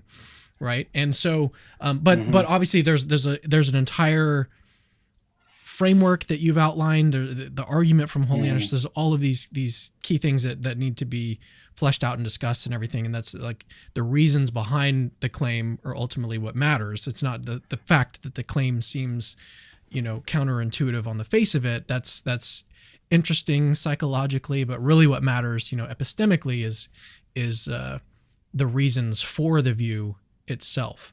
But I did want to highlight that. I feel, maybe Justin, I can bring you in here. Do you have the same sense? Do you have the same sense that this is sort of counterintuitive? Like, I think, yeah, when you first hear that, it does, as you say, like Cameron, I had the same experience as you when you kind of like the phenomenological experiences of reading that kind of idea about God just seems so incredibly foreign to everything I understood to be God. But in fairness, Murphy's book is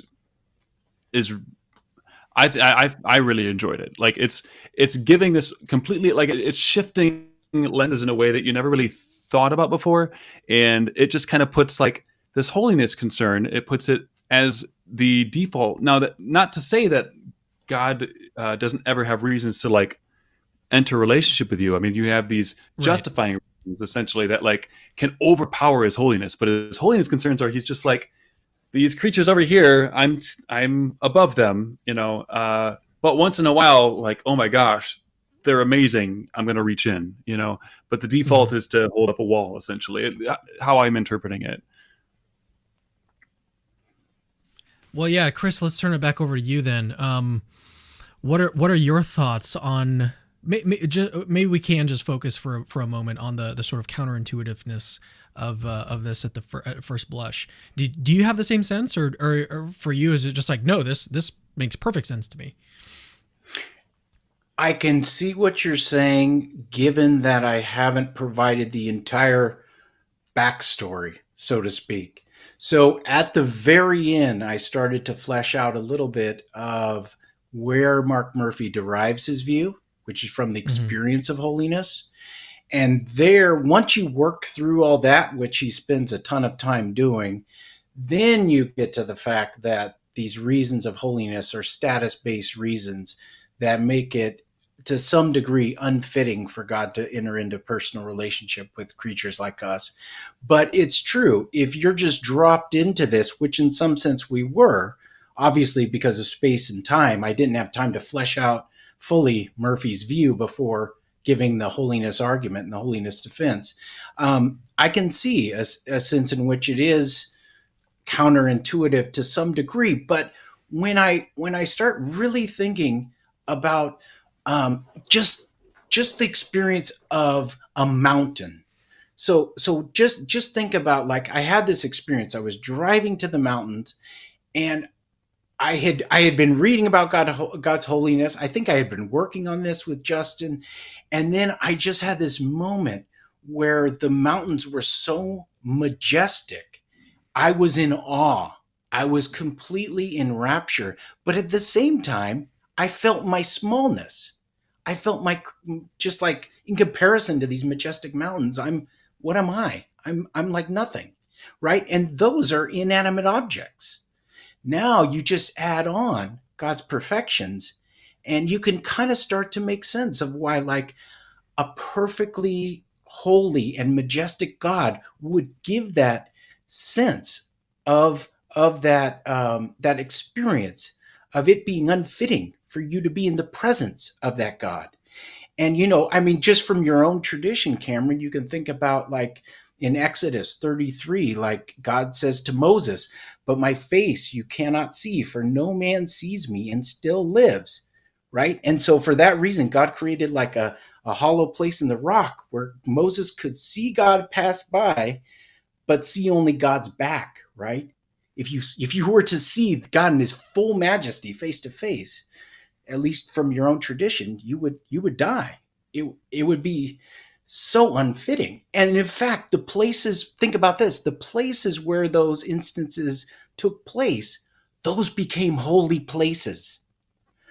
So you can see the experience of an intimate relationship or of a perfectly, absolutely holy being can just sort of have that impact. And then Murphy's claim is that God's absolute holiness is the sort of thing that makes that reaction sort of normatively fitting. So, like, God's holiness is just the sort of thing that makes it the case that this experience that you're having of holiness is normative. It's what it ought to be. Mm-hmm. Mm-hmm. So I don't know if think, that helps kind of edge along a little bit. well, yeah, no, I think it does.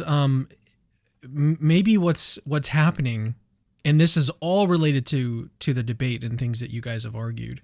Maybe what's happening is that I'm focusing on the sort of love justifying reasons as opposed to the holiness of God, right? And that's what you're sort of highlighting here, is that the holiness of God is what gives him these requiring reasons to have this sort of gap that makes it unfitting, the relationship unfitting. But then on the other side, you've got these love justifying reasons that give him a reason, despite his holiness and our unholiness. Those love justifying reasons nevertheless provide him a reason to, enter into a relationship with us. Justin, I know you've been itching to respond. First of all, let me say that I was very distracted by your Christmas mug that you that you're drinking from. I have to see it. Like, I need you to bring it back up on the screen. What is it? A Santa mug? It's like What a does it say? Coca-Cola. Oh, Coca-Cola. Oh my gosh. I've never really looked closely at this. Oh, it's just some snowflakes in Coca-Cola. Nothing too fancy. I was very distracted, mainly because my wife has like 1,000 Christmas mugs that we just brought out of the attic. It's my wife's, yeah. Hey, I just realized we're twinsing it. Oh, the guitars? The Oh, there you guitars, go. hey. But I'm at my mom's house. I did not plan this. So actually, I did want to touch on, or I did want to touch on. So yeah, I think Cameron, you're kind of touching on it's really just a difference in emphasis, how I see it. The way that Cameron, you and I are normally thinking about this is that love has the default status, and that, like, sin is what kind of might repel God, have like the justifying reasons, right? Whereas Murphy's just flipped the script, right? So he's seeing God as holiness being the default, and the love being the kind of exception here. I do want to say I agree 100% that, with regard to where Murphy's drawing these ideas from, right? I agree 100% he's drawing from experience, but I think that that's not like the full picture, right? So I think, so Otto's account of holiness that he's drawing this from, Murphy's explicit that Otto's account is only illuminating insofar as it bears sufficient resemblance to the experiences of the holy that are reported in Scripture. And again, Murphy talks about like the angels who call God holy, subordinating those experiences to Scripture. Right. So those experiences. So when you look at the mountain and you see that's only reflective of God's holiness insofar as it's like somewhat like the kinds of reports in Scripture. And he's talking about the angels to call God holy. He's talking about God calls himself holy. These are individuals with mastery of the concept of holiness. And I'm just going to read a brief little passage here. He writes, "So I treat veridical experiences of the God of Abrahamic theism as a holy being as authoritative, both with respect to the nature and the concept of holiness. Experiences of other things as holy count as seeming experiences of the holy because of the similarities of those experiences, similarities in their phenomenology and in the judgments internal to them, to the veridical experiences of the God of Abrahamic theism as holy." And he's again, like, there's other passages where he directly ties it to particular passages of Scripture, but this all bears down on reports of God as being holy, and the people who are making those reports are, in Murphy's view, experts on the concept of holiness.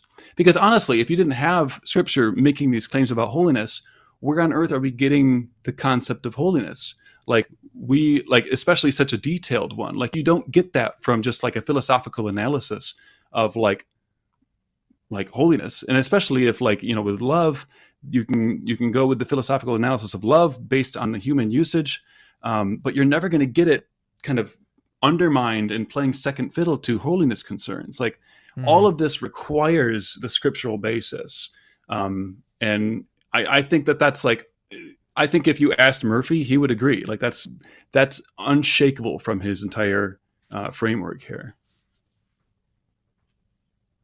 Dr. Cloos, what are your thoughts? Yeah, and I would so this might get into way more technical exegesis of Murphy. So the thing that Schieber is pointing out is what Mark Murphy calls the notion of primary holiness. That is, God's holiness qua God, right? And then he has this notion of secondary holiness, which is what Justin was talking about with regard to resemblance to that which is primary holy. And he thinks all things are secondarily holy, not in and of themselves, but by the degree to which they reflect that which is holy. And now others have actually pushed him on that point and argued that things can be secondarily holy apart from how they resemble or relate to God, which is primarily holy. But I think that given the actual analysis that even though you have to have some mastery of the concept of holiness, I don't think that mastery of the concept necessarily has to derive from the God of Abrahamic tradition. I think we have a sense of places being holy. We have a sense of items being holy. We have a sense of sort of the everydayness of holiness. And then when it comes to Murphy is working with the Anselmian being. So then when it comes to working with the God of perfect being theism, I think it just magnifies that conception you can have in everyday life of what's holy, something that's set apart, sort of something that's of a particular value and use. And then I would need to see, Justin, I'm going to actually ask you for that quote because I need to go back and look at that. But even if Murphy makes that point, my point is just that Otto's work lends itself to a far more general analysis of holiness that isn't tied to or reliant upon a conception of the Abrahamic traditions, even though that is their tradition. Yeah, I think that's right, but I think that Murphy needs to do that in order to avoid, because he needs to have some kind of normative import here, right? To avoid things like, well, when I take certain drugs, I get into experiences where like things are both profoundly beautiful and profoundly terrifying, right? The kind of holiness that we're talking about, right? So there needs to be a normative. It needs to be like the reactions are only indicative of holiness if they are the right kind of thing that you should feel that way about. And that's why he needs to that's why he requires that like God needs to be holy. Like you need to assume that from the get-go, because then things are only holy insofar as like you're properly having those feelings of holiness and they're properly directed. So there needs to be that kind of normative aspect to it. Because otherwise, I mean, if you're just coming up with holiness, then drugs can do it too. You know what I mean? Like that's not. Sure. Yeah. No, he does account for that. We can talk more about it, but he does account for it. It's got to be veridical. Yeah. One thing I was going to say is because we basically the holiness has to bridge the gap to make it an unfitting relationship between humans and God, right? The holiness of God has to bridge that gap, or at least has to show that it's unfitting. In a similar way that, like, you know, LeBron James and a normal person, like their status, like LeBron's quote unquote holiness on the court makes it such that it's unfitting if a normal person was trying to play a serious game with him. Now, we can get kind of abstract, and it's very easy to get abstract and just talk about God and just talk about humans. But if we focus on a particular property of God, his sinlessness, and then maybe use like another example of, you know, a human saint, okay, it wouldn't strike me as the property of being sinless, okay? So like saints, like living saints, you know, saints that have been sort of canonized while they were living on earth, it wouldn't seem to me like it would be unfitting for me, a sinner, to be in a relationship with someone who is less sinful, right? That doesn't seem like to provide any sort of reason to make a relationship between the two of us unfitting. Does that make sense? So I don't know that the gap in this particular property of God being completely morally perfect and us being sinful creatures, maybe just focusing on that single property for the time being, because maybe there's some other property that God possesses that makes it unfitting. But at least in that sense, like, it would seem like that's the kind of person like that I would want to be around, is someone who is a very virtuous person. And it doesn't seem like just them being more virtuous than me would provide me a reason to think that the relationship between the two of us would be unfitting, in the same way that, playing a serious basketball game with LeBron, like, that's obvious an unfitting situation. But what are your thoughts on this one, Dr. Cloos? Well, I think you would have to expand the gap. Again, the key is, coming back to it, is moral perfection, complete moral purity versus very much moral stain, right, as humans. So God's perfect moral purity compared to our perfect, our very imperfect moral imperfections. Now, okay, so you gave the example of like being desirous of that virtuous saint, like, and that being is actually desirous of part a relationship with the. Yes, yeah. Now, just so you know, that is actually part of the experience of holiness. And so if we go deeper into Murphy's view, which is auto-inspired, that's the really neat thing. It's this simultaneous draw towards that which is absolutely holy, because you find them fascinating and attractive. So you find that saint fascinating and attractive. You want to be like them. You want to be in a relationship with them. But yet there's still a sense in which you don't measure up, given how pure they are and how impure you are. I mean, okay. Just, you might think of it like, think of someone who is stuck in maybe a better example would be just like focus on a particular sin. Someone who is stuck in porn addiction, right? Like really bad porn addiction. And there's a sense in which they might call themselves dirty. I feel dirty, right?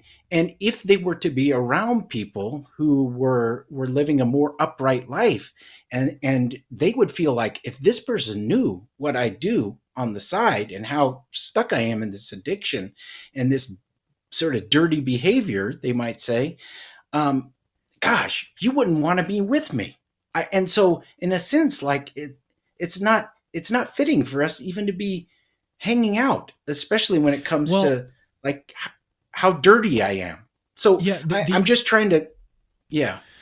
No, the example that came to mind was actually, so like we prevent our children from being in relationships with other kids, kids that are sort of bullies, stuff like that. Like there's a sense in which, someone who is, and it just took me a little while to think about other examples. I mean, so maybe another example would be like, I personally would not go or want to have a relationship with someone who is really steeply like entrenched in a horrible drug addiction, right? Like I wouldn't. It would be sort of improper in a real sense for me to be in a very deeply loving relationship with a drug addict, someone who is like deeply addicted to methamphetamine, right? Like that, to me, like I'm not friends with anyone who does drugs like that. Like, and I'm not seeking to have a relationship with people who are doing drugs like that. And again, it's not to say that I'm this like morally perfect person, but maybe there is something to that. Maybe there is something to these sorts of distinctions between these individuals and the sorts of things that they're doing, the behaviors that they're engaged in. So let's turn it back over now to Justin to kind of comment on that. Yeah. So notice though that part of the reason why we might keep ourselves away from persons with lifestyles that like are, morally less than ideal or engaged in some thing that we find, not great. Part of the reason is because we might worry that this might have an effect on us. Part of the reason that we might think that it might like we don't want to get in a relationship with someone with a gambling addiction or a drug addiction because it might affect our lives in a really like profoundly negative way. So you might think that that's relevant to this conversation too, right? Where God has nothing could possibly be a threat to God, right? So you could maybe like draw a distinction here between like a relationship being unfitting in the sense of like it being an affront to God and it being merely like awkward or like not proportional, right? In some respect or other, right? Now, so Rutledge and Weissing actually make this distinction between relationships being incongruous and relationships being improper. So you might think that like relationships that are simply in virtue of those gaps that Chris is talking about, those might be incongruous, but you might argue that he's not made the case that they are necessarily improper. And they write, for instance, Christians maintain that God created humans for a kind of intimate union with himself. The instantiation of this relationship, and we might add the appropriate path toward its consummation, might be checkered with moments and features that can only be described as awkward and mismatched. Nevertheless, given purposes, we doubt that these relationships should be categorized as essentially improper. And the reason they say this is because they submit that we submit that relationships that fulfill or are closely related to what creatures were created for might be incongruous in certain respects, but not improper. So again, it all boils down to the kind of relationship. So it might be like that the moral gap is inappropriate in a personal relationship of the sort where the finite person wants to like co-create with God, like say, hey God, let's engage in a creation project together. That kind of relationship, that kind of personal relationship might be improper, like outright, but it wouldn't necessarily mean that all sorts of personal relationships would be that way, right? You could have a relationship where God is like the supreme person, and this person just has to like constantly be reminded of their limited and their role in God's cosmic theater, right? And that kind of relationship is entirely appropriate. It's appropriate. It seems to be a thing for which they were created. So again, it all boils down to the kind of relationship to me. Let's get one more response from Dr. Cloos, and then we'll go to unless you're happy to leave it there. We do have some super chats lined up, and we've already been going 2 hours. I can't believe it. This has been so engaging to me. I'll just briefly say one thing. So, kind of piggybacking off what Justin just said, again, it all comes back to the sort of relationship Schellenberg is talking about. Schellenberg is talking about a conscious, reciprocal, meaningful relationship. So it's a very intentional, intimate, deep relationship. And the question is, will God reveal his existence in order to start that? Right? So just like the example Justin mentioned about like co-creating with God, there is a sense in which we are co-creators with God, and especially if we enter into an intimate relationship with him. So if we're going to have this deep of a relationship with God that Schellenberg has offered on the table, then it can make sense that there can be requiring reasons for God, reasons on pain of irrationality, were God to just avoid them or not have reasons to the contrary, that God could delay revealing his existence in order to, because it's such a deep relationship, and thereby this relationship with God is the sort of thing that does give these requiring reasons because of the sort of relationship Schellenberg wants us to focus on. All right, yeah, let's turn now to some questions from the audience, and we've got 3 lined up. If we get any more, we'll do more. But as I say, we've already been going 2 hours. I honestly, like, I can't believe that. Like, we've been, it's normally the other way around. I'm normally like, man, we've been going a long time, but I'm like, how has it already been 2 hours? All right. Eric Collins says, given the incarnation, holiness argument seems untenable. God incarnate is the radical claim that God shed his holiness, made himself lower, took on human flesh, all in service of relationship. I guess this is directed to Dr. Cloos. Yeah. So just sticking with Murphy And remember, I gave other ways. In the end, I sort of adopted Murphy's view because I think it's useful. But there are other ways of cashing this out. And actually, Justin mentioned one, which is the Rutledge-Wessling way of going.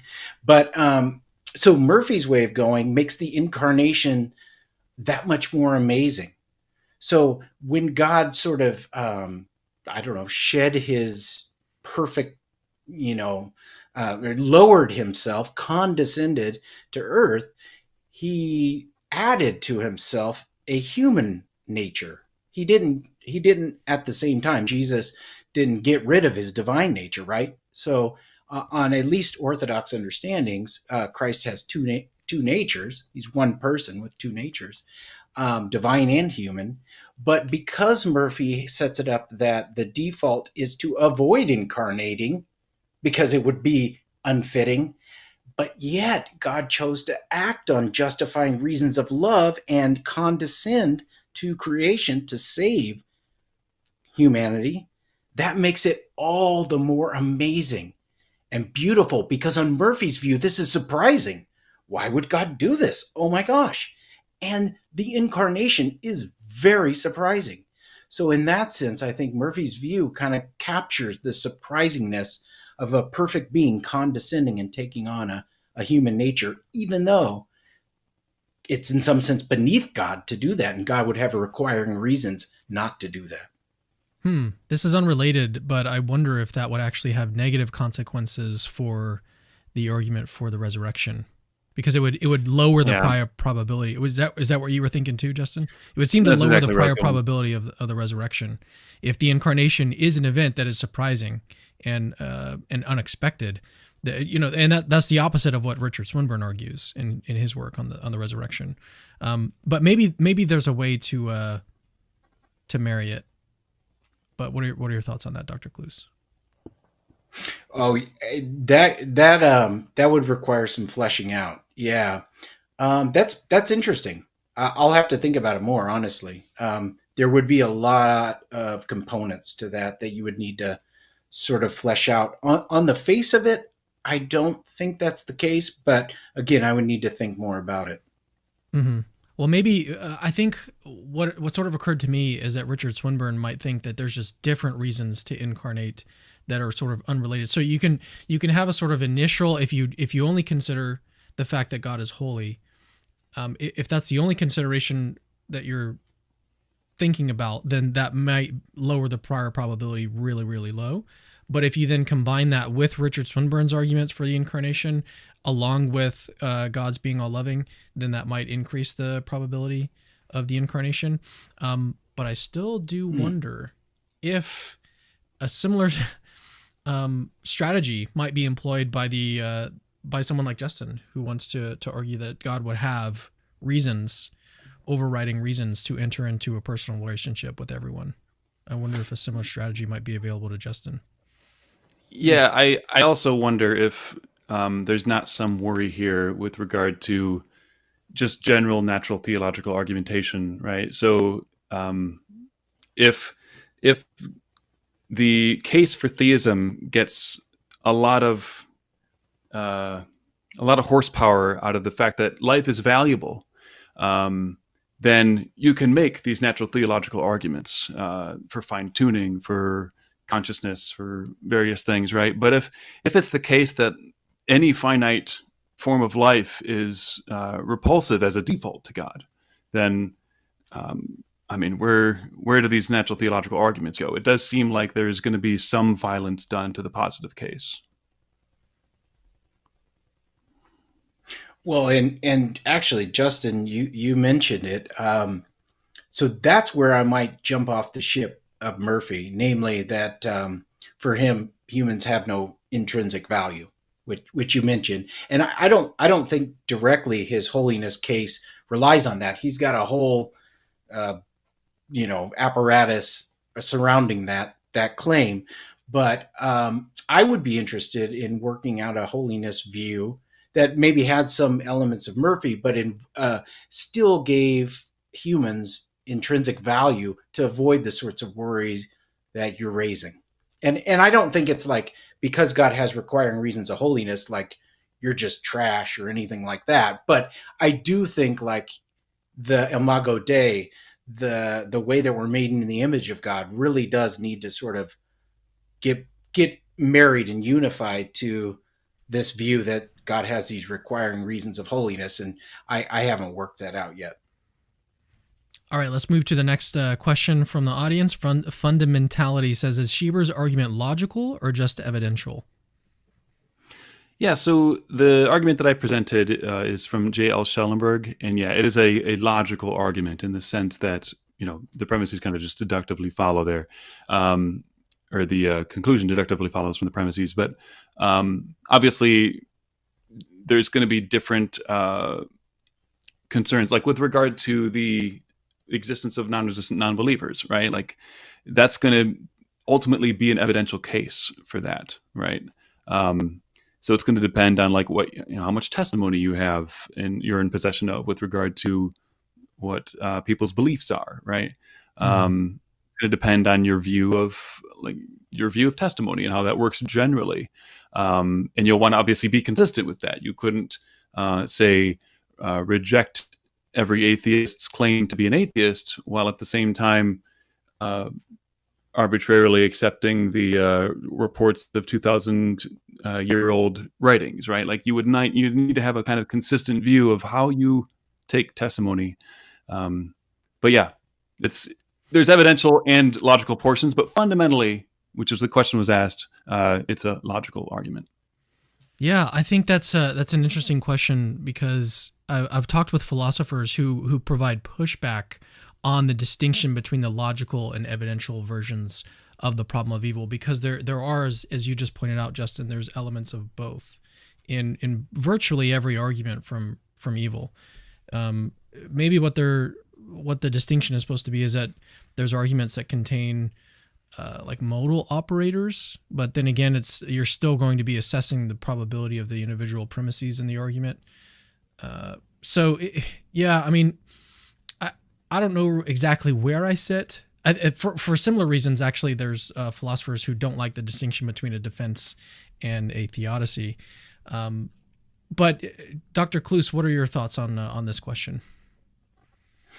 Well, yeah, just straightforwardly, Schellenberg's argument is deductive, as Justin mentioned. And even if there are evidential elements assessing the truth value of the premises, that's when you're addressing the soundness of the argument. So that doesn't change the logical structure of the argument such that it's a logical structure. That is, if you assume the truth of the premises, the conclusion must follow, right? So the modality is interesting, and I think that's an underappreciated aspect of Schellenberg's argument, because he thinks it's a conceptual necessity that if you just think about the concept of love and perfect human forms of love, that it'll just fall out of that this involves always being open to a personal relationship with any capable finite person. And then therefore, there wouldn't be people who want a relationship with God and yet don't believe he exists. So it's very strong. It's a logical structure, and it involves modality that's of the necessity sort, except for the empirical claim, which I didn't contest, and I don't think it's a good way to go to say there's never been a single non-resistant non-believer. People go that route, and there are arguments for it, even from sin. But yeah, so now if you want to get into an evidential version that's truly evidential, then you need to look at Charity Anderson's work.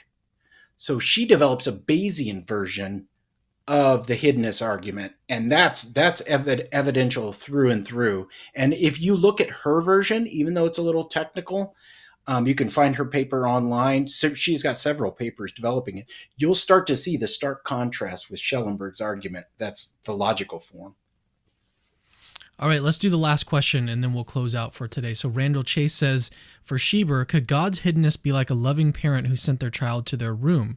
The child is alone, but still loved by the parent.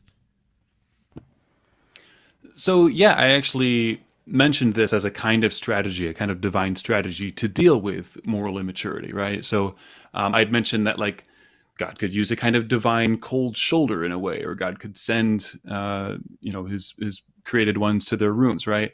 What I meant by that, so Schellenberg makes a very a clear distinction between like whether or not one believes in God and whether or not one feels God's presence, right? So, what could happen here is that like God can navigate these and kind of accommodate these different behaviors, these inappropriate behaviors, by kind of withdrawing from the individual. So now the individual would still believe in God. They would just they would feel as though God is absent, right? He exists, but he's like not with them. He's not present to them at all. So kind of like thinking about like the, what is it? The dark night of the soul, right? Where like someone believes in God, but like they struggle and they want to know why God is not listening to them. God feels like he's not answering their prayers, things like this, right? So like God can use these kinds of distancing strategies by like, and that's what the analogy of sending a kid to his room, right? Like the kid doesn't stop believing the parent exists simply because they were sent to their room. So that's the kind of idea I was drawing there. Yeah, Justin, I was going to mention actually one thing that you could use in the future would be the line from Jesus on the cross. My God, why have you forsaken me? Similar situation, right? Absolutely, yeah. Presumably, he wasn't atheist at the time, right? Exactly, but yeah, he felt this sort of removal of God's presence, and that's actually interestingly. I had someone on recently talking about spiritual formation, and that was the analogy that they drew, is that it unites us to Christ in that way, the dark night of the soul. But yeah, Dr. Cloos, any last thoughts on this question? Yeah, just on that point. So again, going back to just how modest the response has to be, it just has to be possible that for a perfectly loving and absolutely holy God, it can be the case that God's not always open to a personal relationship. Now, you mentioned the example of love maybe sending somebody for a timeout in order to dark night of soul them, and then they maybe develop like virtues and they overcome that. And even though they believe God exists, they like overcome that dark night of the soul, and then they have a stronger relationship with God. My point is that that's not always the case. Often those type of timeouts, God withdrawing from within the relationship, actually leads to deconversion, and the person stopped believing that God exists. Now, if that's the case for a single person, then all we have to ask ourselves is, in a case like that, where the person's going to deconvert, when God withdraws and gives them a timeout, would it be the loving thing to instead delay the start of the relationship such that God didn't even need to give them the timeout? God didn't need to put them through the dark night of the soul that led to their deconversion and ultimately the loss of the relationship. And that's all that's needed in order to show there's a problem with Schellenberg's argument. All right. Well, let's leave things there. I'm sure that we could both. I'm sure that both of you guys could go on for a while on this topic, and it seems like you guys have actually in your videos. So let me just mention one more time that both of these guys have YouTube channels. You need to go check them out. Justin is over at Real Atheology, and then Dr. Cloos. Remind me of the name of your channel, Dr. Cloos. Christian Philosophy Academy. There you go. Yeah, go subscribe to these guys. Get more from their content, from their musings and everything else. If you enjoyed what you heard today, so appreciate both of you guys sticking with me and doing this debate, reaching out in the first place to have this hosted on Capturing Christianity. More than happy to do this. And yeah, thank you all for watching. We'll see you guys in the next Capturing Christianity video. Thanks, Cameron. Thank you so much.